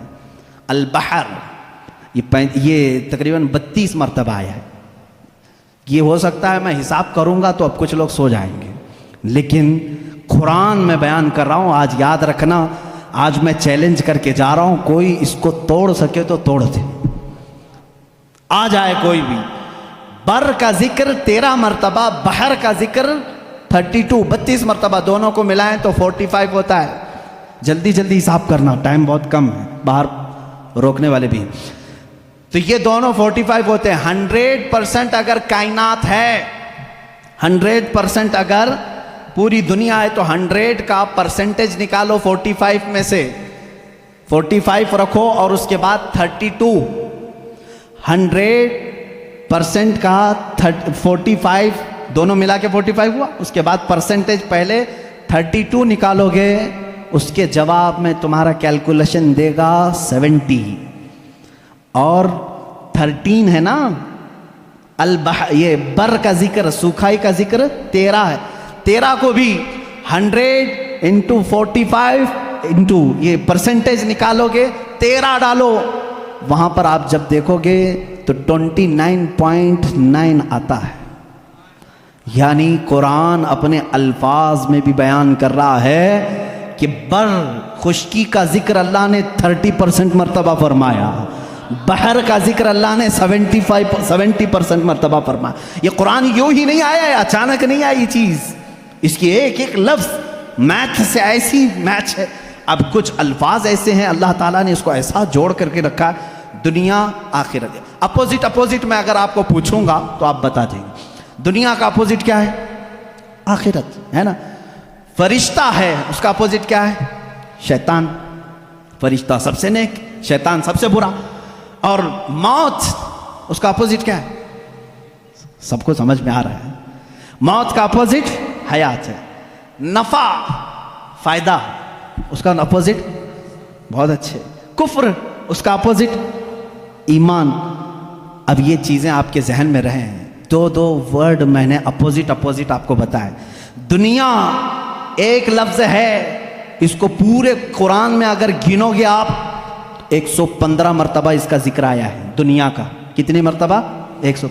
پورا قرآن اٹھا کر کے سورہ فاتحہ سے والناس تک اس کا اپوزٹ ورڈ ڈھونڈو گے آخرت, یہ بھی 115 مرتبہ ہی ذکر ہوا ہے. اور اس کے بعد آگے جاؤ گے شیطان کو کل 88 مرتبہ ذکر کیا گیا ہے شیطان کا لفظ. اور اس کا اپوزٹ اگر ملائکہ پورے قرآن میں ڈھونڈو گے تو صرف 88 مرتبہ ہی ملے گا. نفع کو اگر تم پورے قرآن میں ڈھونڈو گے تو تقریباً 50 مرتبہ اللہ نے ذکر کیا. اس کے بدلے میں جو فساد ہے, شر ہے, اس کا بھی آپ دیکھو گے تو 50 ہی مرتبہ ذکر ہے. قرآن یوں ہی نہیں آیا, میتھس کا ایک ایسا ربط ہے کہ توڑ نہیں سکو گے. موت کا ذکر اللہ تعالیٰ نے 145 مرتبہ کیا. پھر پورے 30 پارے کھول کے دیکھو, حیات کا لفظ بھی 145 ہی بار ہے. معمولی نہیں ہے. اس طرح سے کفر کا لفظ, اس کا اپوزٹ کیا ہے؟ ایمان. کفر کا لفظ آپ پورے قرآن میں دیکھو گے 25 مرتبہ آیا, اور ایمان جگہ جگہ سے ڈھونڈ کے دیکھو گے تو ایمان بھی 25 ہی بار آیا. اتنا ہی نہیں, آپ کو عربی کے 2 لفظ میں آپ کو بتاؤں. ایک شہر ہے, ایک یوم ہے. شہر ہے, یوم ہے. ترجمہ یاد رکھنا, شہر کس کو کہتے ہیں؟ مہینے کو. کس کو؟ شہر کس کو کہتے ہیں؟ مہینے. یوم کسے کہتے ہیں؟ دن کو. تقریباً یاد رہنا چاہیے, شہر مہینے کو اور یوم دن کو. اب آؤ قرآن میں دیکھو یہ کتنی بار یوز ہوئے ہیں. لفظ شہر پورے قرآن میں 12 ہی بار یوز ہوا. کتنے بار؟ اس کا مطلب کیا ہے؟ مہینے کتنے ہوتے ہیں؟ کبھی 13 سنا, کبھی 11 سنا. لفظ شہر پورے قرآن میں اللہ نے جہاں بھی استعمال فرمایا کتنی بار آیا ہے؟ 12 بار. اور لفظ یوم پہلے پارے سے لے کر 30ویں پارے تک 360 مرتبہ آیا ہے. ایک بھی کم یا ایک بھی زیادہ نہیں آیا. یوم, لفظ یوم. اس لیے کہ اسلامی منث جو ہوتے ہیں محرم, صفر, ربیع الاول, ربیع الاخر, اس چاند کے اعتبار سے چلتے ہیں. انگریزی مہینے 365 کے ہوتے ہیں, اسلامی مہینے 360 کے ہوتے ہیں. اور اللہ تعالیٰ نے پورے قرآن میں یوم بھی 360 مرتبہ. اب ایک اور بتا دوں تمہیں کھیر کر کے, 19 کا پہاڑا اگر آتا ہو تو بہت اچھا ہوگا, بھول گئے ہوں گے تو پھر یاد کر لیں. اللہ تعالیٰ نے سب سے پہلے آیت کون سی نازل کی؟ میں شروع میں بتا چکا. کون سی؟ اقرا بسم ربک الذی خلق. میں بڑے مؤدبانہ گزارش کروں گا ہمارے جماعت کے اراکین, معزز اراکین, ملا باڑا والے بہت الحمدللہ محنت کر رہے ہیں, خدمت کر رہے ہیں. تھوڑی دیر آج باہر سنبھال لیں, میں اپنی گفتگو کو سمیٹوں گا. اللہ ان کو بہت جزا عطا فرمائے, بہت جزا عطا فرمائے. قرآن کو چھوڑ کر ہٹنے کا دل بھی نہیں کرتا ہے. میرے عزیزو, اللہ تعالیٰ نے جو آیت سب سے پہلے نازل فرمائی وہ کیا ہے؟ اقرا بسم ربک الذی خلق. اور سب سے آخر میں کیا نازل فرمائی؟ اذا جاء نصر اللہ والفتح. یہ دونوں صورتیں ذہن میں ہیں. اب ایک دیکھو, سورہ مدثر میں ایک آیت آئی ہے علیہا 19. اللہ نے ایک لفظ ایسا فرمایا, اس کا ترجمہ اکثر آج تک لوگوں نے الگ الگ کیا, لیکن کسی کو حقیقت اس کی معلوم نہیں. اللہ نے فرمایا اس پر 19 ہیں. کس پر 19 ہیں؟ سورہ مدثر میں آپ جائیں گے 29ویں پارے میں اللہ نے فرمایا اس پر 19 ہیں. کچھ لوگوں نے تفسیر میں کہا 19 فرشتے ہیں جو جہنم کو سنبھالیں, کچھ نے کہا 19 فرشتے ہیں جو عرش کو اٹھائیں, کچھ نے کہا 19 فرشتے ہیں جو آسمان سے اترتے ہیں. الگ الگ تفسیر ہے. 19 کیا ہے یہ معلوم نہیں. تو ایک محقق نے 19 کا ورڈ قرآن میں ڈھونڈنا شروع کیا, کیا کیا ڈھونڈ کر کے نکالا. اللہ ان کو بھی اللہ جزا عطا کرے. 19 کا لفظ یوں ہی نہیں آیا قرآن میں. اللہ تعالیٰ نے اس کو فرمایا یہ محافظت, حفاظت کرنے والی چیز کے لیے 19 کا لفظ آیا ہے کہ 19 حفاظت کرنے والے ہیں. کیا ہے معلوم نہیں.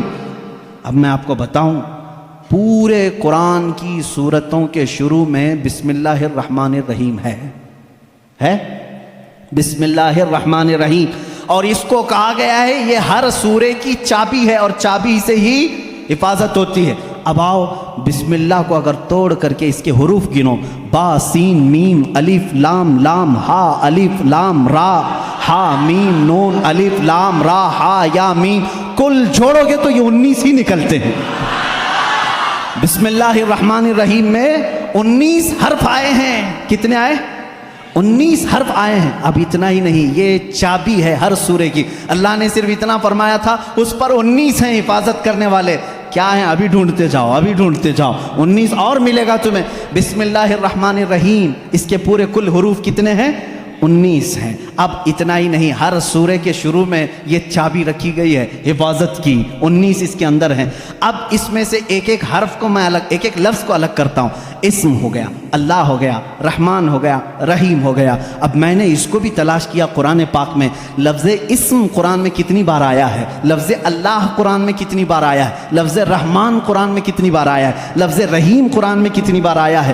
تو جانتے ہیں بسم اللہ کے ایک ایک حرف کو آپ نے الگ کیا تھا تو کتنے ہوئے تھے؟ با سین میم، یہ سب کتنے ہوئے تھے؟ 19 ہوئے تھے۔ اب لفظ اسم کو پورے قرآن میں ڈھونڈو گے، اسم پورے قرآن میں صرف 19 بار آیا ہے۔ پورے قرآن میں کتنی بار آیا ہے؟ میتھس والے اٹھاؤ کیلکولیٹر، آگے چلو۔ لفظ رحمان قرآن میں 57 مرتبہ آیا۔ کتنے؟ 57۔ میں پارا پڑھتا ہوں، 19 1 19 19 2 38 19 3 57۔ یہ 57 19 کو 3 بار ضرب دو گے 57 ہوں گے۔ 19 کا عدد لفظ رحمان میں بھی موجود ہے۔ لفظ رحیم پورے قرآن میں 114 مرتبہ ہے۔ کتنے؟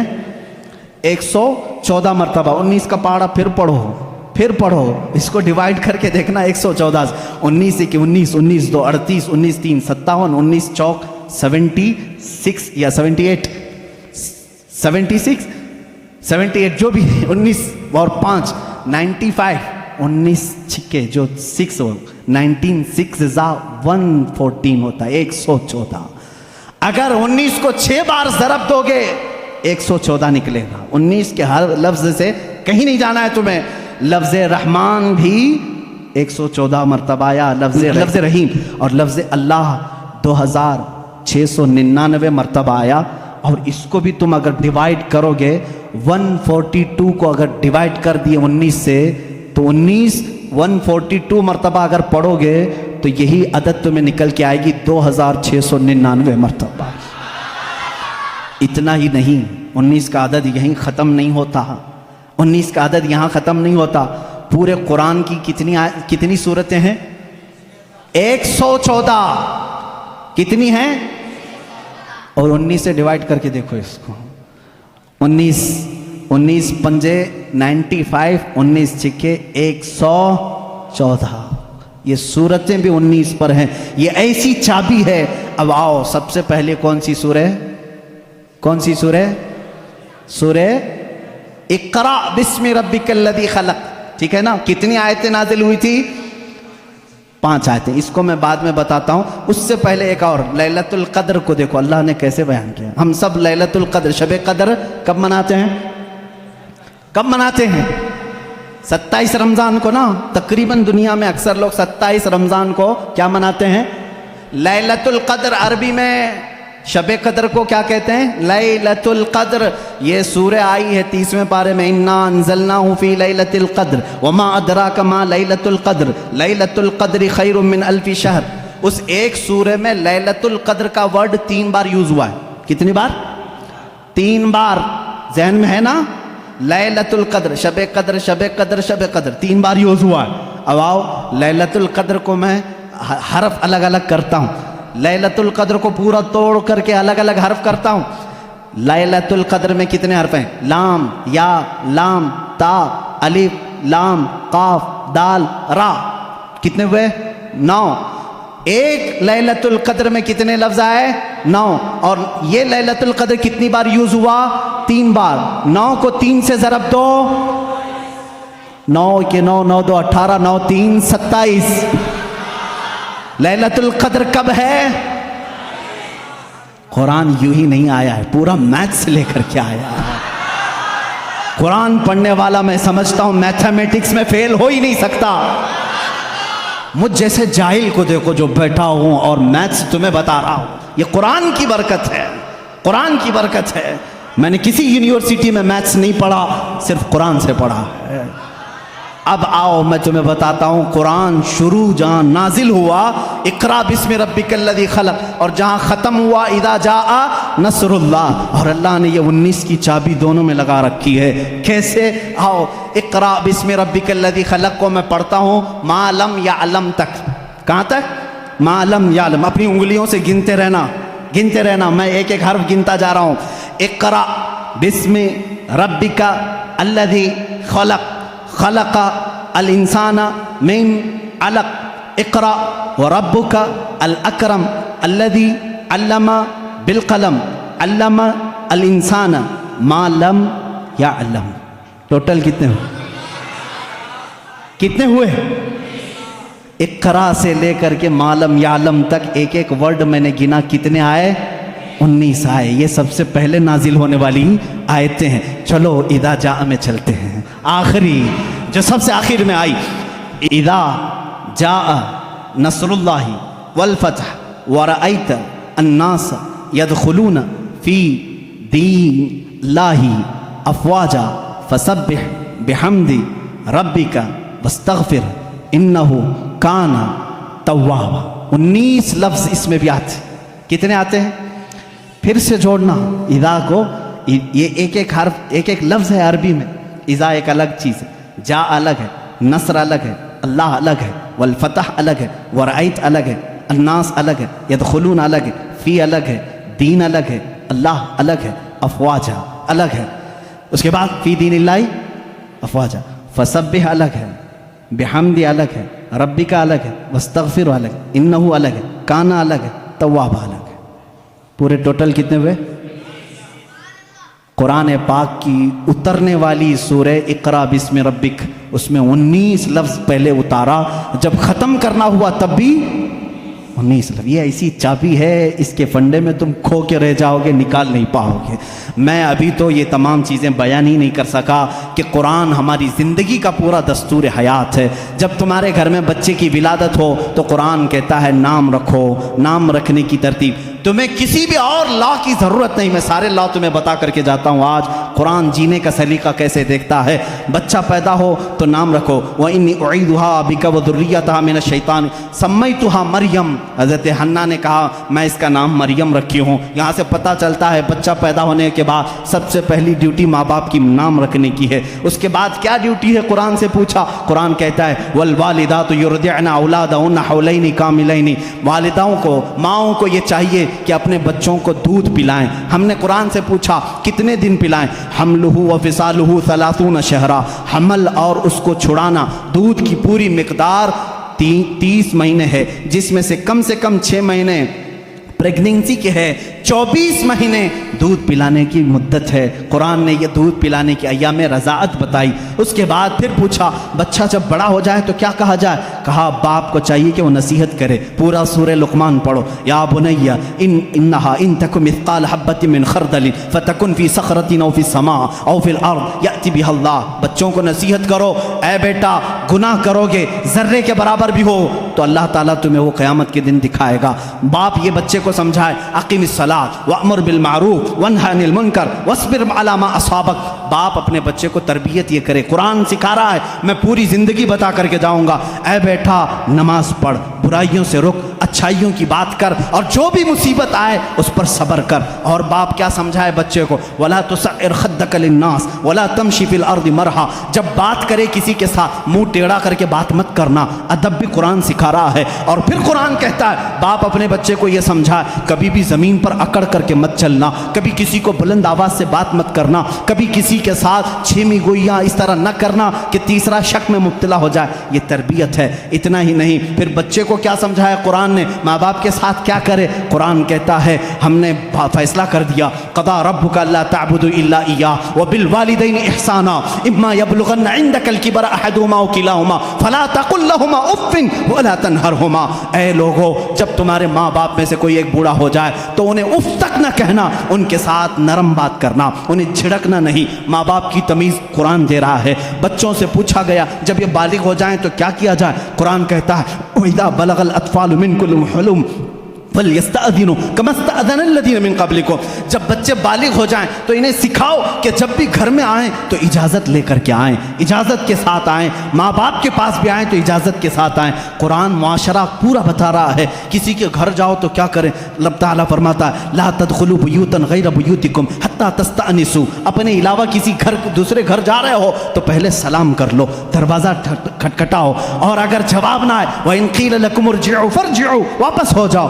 اتنا ہی نہیں، قرآن نے شادی کرنے کے بارے میں بھی کہا فَانْكِحُوا مَا طَابَ لَكُم مِّنَ النِّسَاءِ مَثْنَىٰ وَثُلَاثَ وَرُبَاعَ، جب تم بڑے ہو جاؤ، استطاعت ہو تو تم نکاح کرو، جو تمہیں اچھی عورت لگے، 2 کر سکتے ہو، 3 کر سکتے ہو، 4 کر سکتے ہو، تمہارے لیے قرآن نے شادی کا نظام بتایا۔ اور اس کے بعد اللہ نے یہ نہیں فرمایا کہ کر کے چھوڑ دینا، قرآن یہ کہتا ہے اِن یکونوا فقراء یغنیہم اللہ من فضلہ، تم نکاح کر کے لاؤ، اگر تم فقیر ہو تو میں تمہیں غنی کر دوں گا۔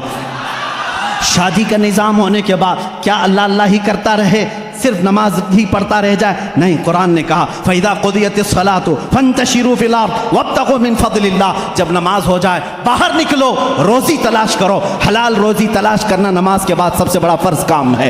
تمہیں کہا تجارت کرو، تجارت کرو اور ایک دوسرے کے ساتھ معاملات کریں، تو ہم نے قرآن سے پوچھا تجارت کیسے کریں؟ رب تعالیٰ فرماتا ہے یا ایھا الذین آمنوا اذا تداینتم بدین الی اجل مسمى فاکتبوا، جب تم کسی کے ساتھ معاملات کرو تو لکھ لیا کرو، اگر لکھنا نہیں آتا کسی اور کو بٹھا کر کے اسے گواہ بناؤ، اس سے لکھوا کر کے تجارت کرو۔ اتنا ہی نہیں، قرض کے معاملات آئیں اس کے لیے قرآن کہہ رہا ہے تجارت کے معاملات میں قرآن نے کتنا نفع لے سکتے ہو، کتنا لے نہیں سکتے، یہ سب چیزیں بتا رہا ہے۔ اب آؤ وہ معاملات جو تمہارے زندگی میں آتے ہیں، برائیاں جیسے، قرآن تمہاری آنکھوں پر پابندی لگا کر کہہ رہا ہے قل للمؤمنین یغضوا من ابصارہم ویحفظوا فروجہم، اے محبوب آپ مومنوں سے کہہ دیں اپنی آنکھیں نیچی رکھیں، اپنی شرمگاہ کی حفاظت کریں۔ عورتوں کو رب تعالیٰ فرما رہا ہے اے عورتیں اپنی نگاہیں نیچی رکھیں، اپنے بدن کو کسی کے سامنے ظاہر نہ کریں۔ ہاں اگر تم بے پردہ ہو سکتی ہو الا لبعولتہن او آبائہن او اخوانہن او بنی اخواتہن او نسائہن، صرف تم اپنے شوہروں کے پاس، اپنے باپ کے پاس، اپنے بھائیوں کے پاس، اپنے بھتیجوں کے پاس، اپنے بھانجوں کے پاس، ان کے پاس تم بے پردہ آ سکتی ہو۔ عورتوں کو یہ معاشرتی سلوک بتا رہا ہے۔ ہم نے پوچھا قرآن سے شوہر اور بیوی کا آپس کا تعلق کیا ہونا چاہیے، کیسا ہونا چاہیے؟ قرآن کہتا ہے ہن لباس لکم وانتم لباس لہن، وہ تمہارا لباس ہیں اور تم ان کے لباس ہو۔ لباس ایک دوسرے کے بدن کو چھپاتا ہے، مرد عورتوں کے عیبوں کو چھپائے، عورت اپنے مردوں کے رازوں کو چھپائے، یہی ایک کامیاب زندگی کی علامت ہے۔ قرآن اتنی ہی بات پر ختم نہیں کرتا بلکہ تمہیں دنیا میں کتنی چیز لینا چاہیے، کتنی چیز چھوڑنا چاہیے وہ بھی قرآن کہتا ہے۔ اولاد کہیں تمہیں رب کے ساتھ آنے سے فتنہ نہ بن جائیں، مال تمہارے لیے فتنہ نہ بن جائے، اس سے اتنا ہی لگاؤ رکھنا جیسے سمندر میں کشتی تیرتی ہے، سلامتی سے نکلتی ہے۔ یہ دنیا سمندر ہے، تم کشتی میں ہو، اگر سمندر کشتی میں آ گیا، پانی اندر آ گیا تو کیا ہوگا؟ ڈوب جائے گی۔ اسی طرح تم دنیا میں کھا پی کر کے چلو، اگر دنیا تمہارے اندر آ گئی ڈوب جاؤ گے۔ رب تعالیٰ نے یہ بھی تمہیں نظام بتایا، کتنا دنیا چھوڑ سکتے ہو، کتنا رہ سکتے ہو، یہ بھی نظام قرآن تمہیں بتاتا ہے۔ شادی کے بعد، اس کے بعد بڑھاپے کے معاملات کو بھی قرآن کہتا ہے وَمَن نُعَمِّرْهُ نُنَكِّسْهُ أَفَلَا تَعْقِلُونَ، جب کوئی بوڑھا ہو جاتا ہے ہم اس کو پرانی یادیں لے آتے ہیں، اس کا بچپنا لوٹا دیتے ہیں۔ بوڑھا بار بار بھول جاتا ہے، بوڑھے کو پکڑ کر کے پیشاب لے جانا پڑتا ہے، بوڑھے کو کھلانا پڑتا ہے جیسے بچوں کو کھلانا پڑتا ہے، بوڑھے کو اٹھانا پڑتا ہے جیسے بچوں کو، پوری چیز ریٹرن کر دی جاتی ہے بڑھاپے میں۔ یہ قرآن بچپن سے لے کر کے، پیدا ہونے سے لے کر کے موت تک کے حالات بتا رہا ہے۔ اتنا ہی نہیں بلکہ تمہاری وفات آ جائے اس کا تذکرہ بھی قرآن کہتا ہے۔ موت کیسے آتی ہے؟ ایسے کہ اگر تم دیکھو فرشتوں کو تو وہ پیشانیوں پر مارتے ہیں، پیٹھ پر مارتے ہیں، روح کو نکالتے ہیں، لیکن اچھے لوگوں کے ساتھ نہیں، کفار کے ساتھ۔ اور جب اچھے لوگوں کی موت آتی ہے میرا مولا فرماتا ہے میں پکار کر کہتا ہوں یا ایتھا النفس المطمئنہ ارجعی الی ربک راضیۃ مرضیہ فادخلی فی عبادی वदखुली जन्नती, मैं कहता हूँ اے पाकीज़ा जान के मालिक आ जा, मैं भी तुझसे राज़ी हूँ, तू भी मुझसे राज़ी है, मेरे बंदों में शामिल हो जा, मेरी जन्नत में दाखिल हो जा। ये मौत तक का तज़किरा हो गया। और उसके बाद जब कब्रों पर दफन कराते हो वहाँ भी कुरान तुम्हारा साथ नहीं छोड़ता, बल्कि कहता है अल्हाकुमुत तकासुर हत्ता ज़ुरतुमुल मक़ाबिर, ऐ लोगो तुम्हें दुनिया कहीं गाफिल ना कर दे, तुम जाओ कब्रों की ज़ियारत करो, देखा करो। वो आज बड़ी ताकत के बावजूद भी बेहिस लेटे हुए हैं, तुम्हें कब्रों की ज़ियारत तक की बात बता रहा है।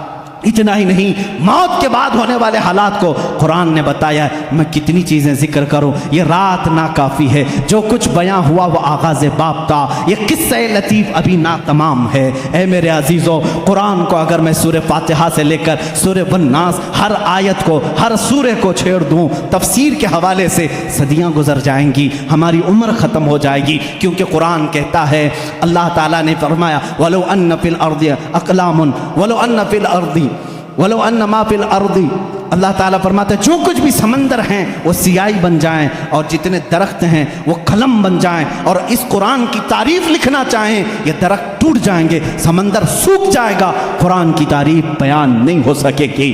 आखिरी बातें हैं मेरे अजीज़ों, इन तमाम बातों को जिक्र करने के बाद एक सुन्नी उसी वक्त सैराब होता है जब कुरान में अपने हबीब का जलवा देखता है।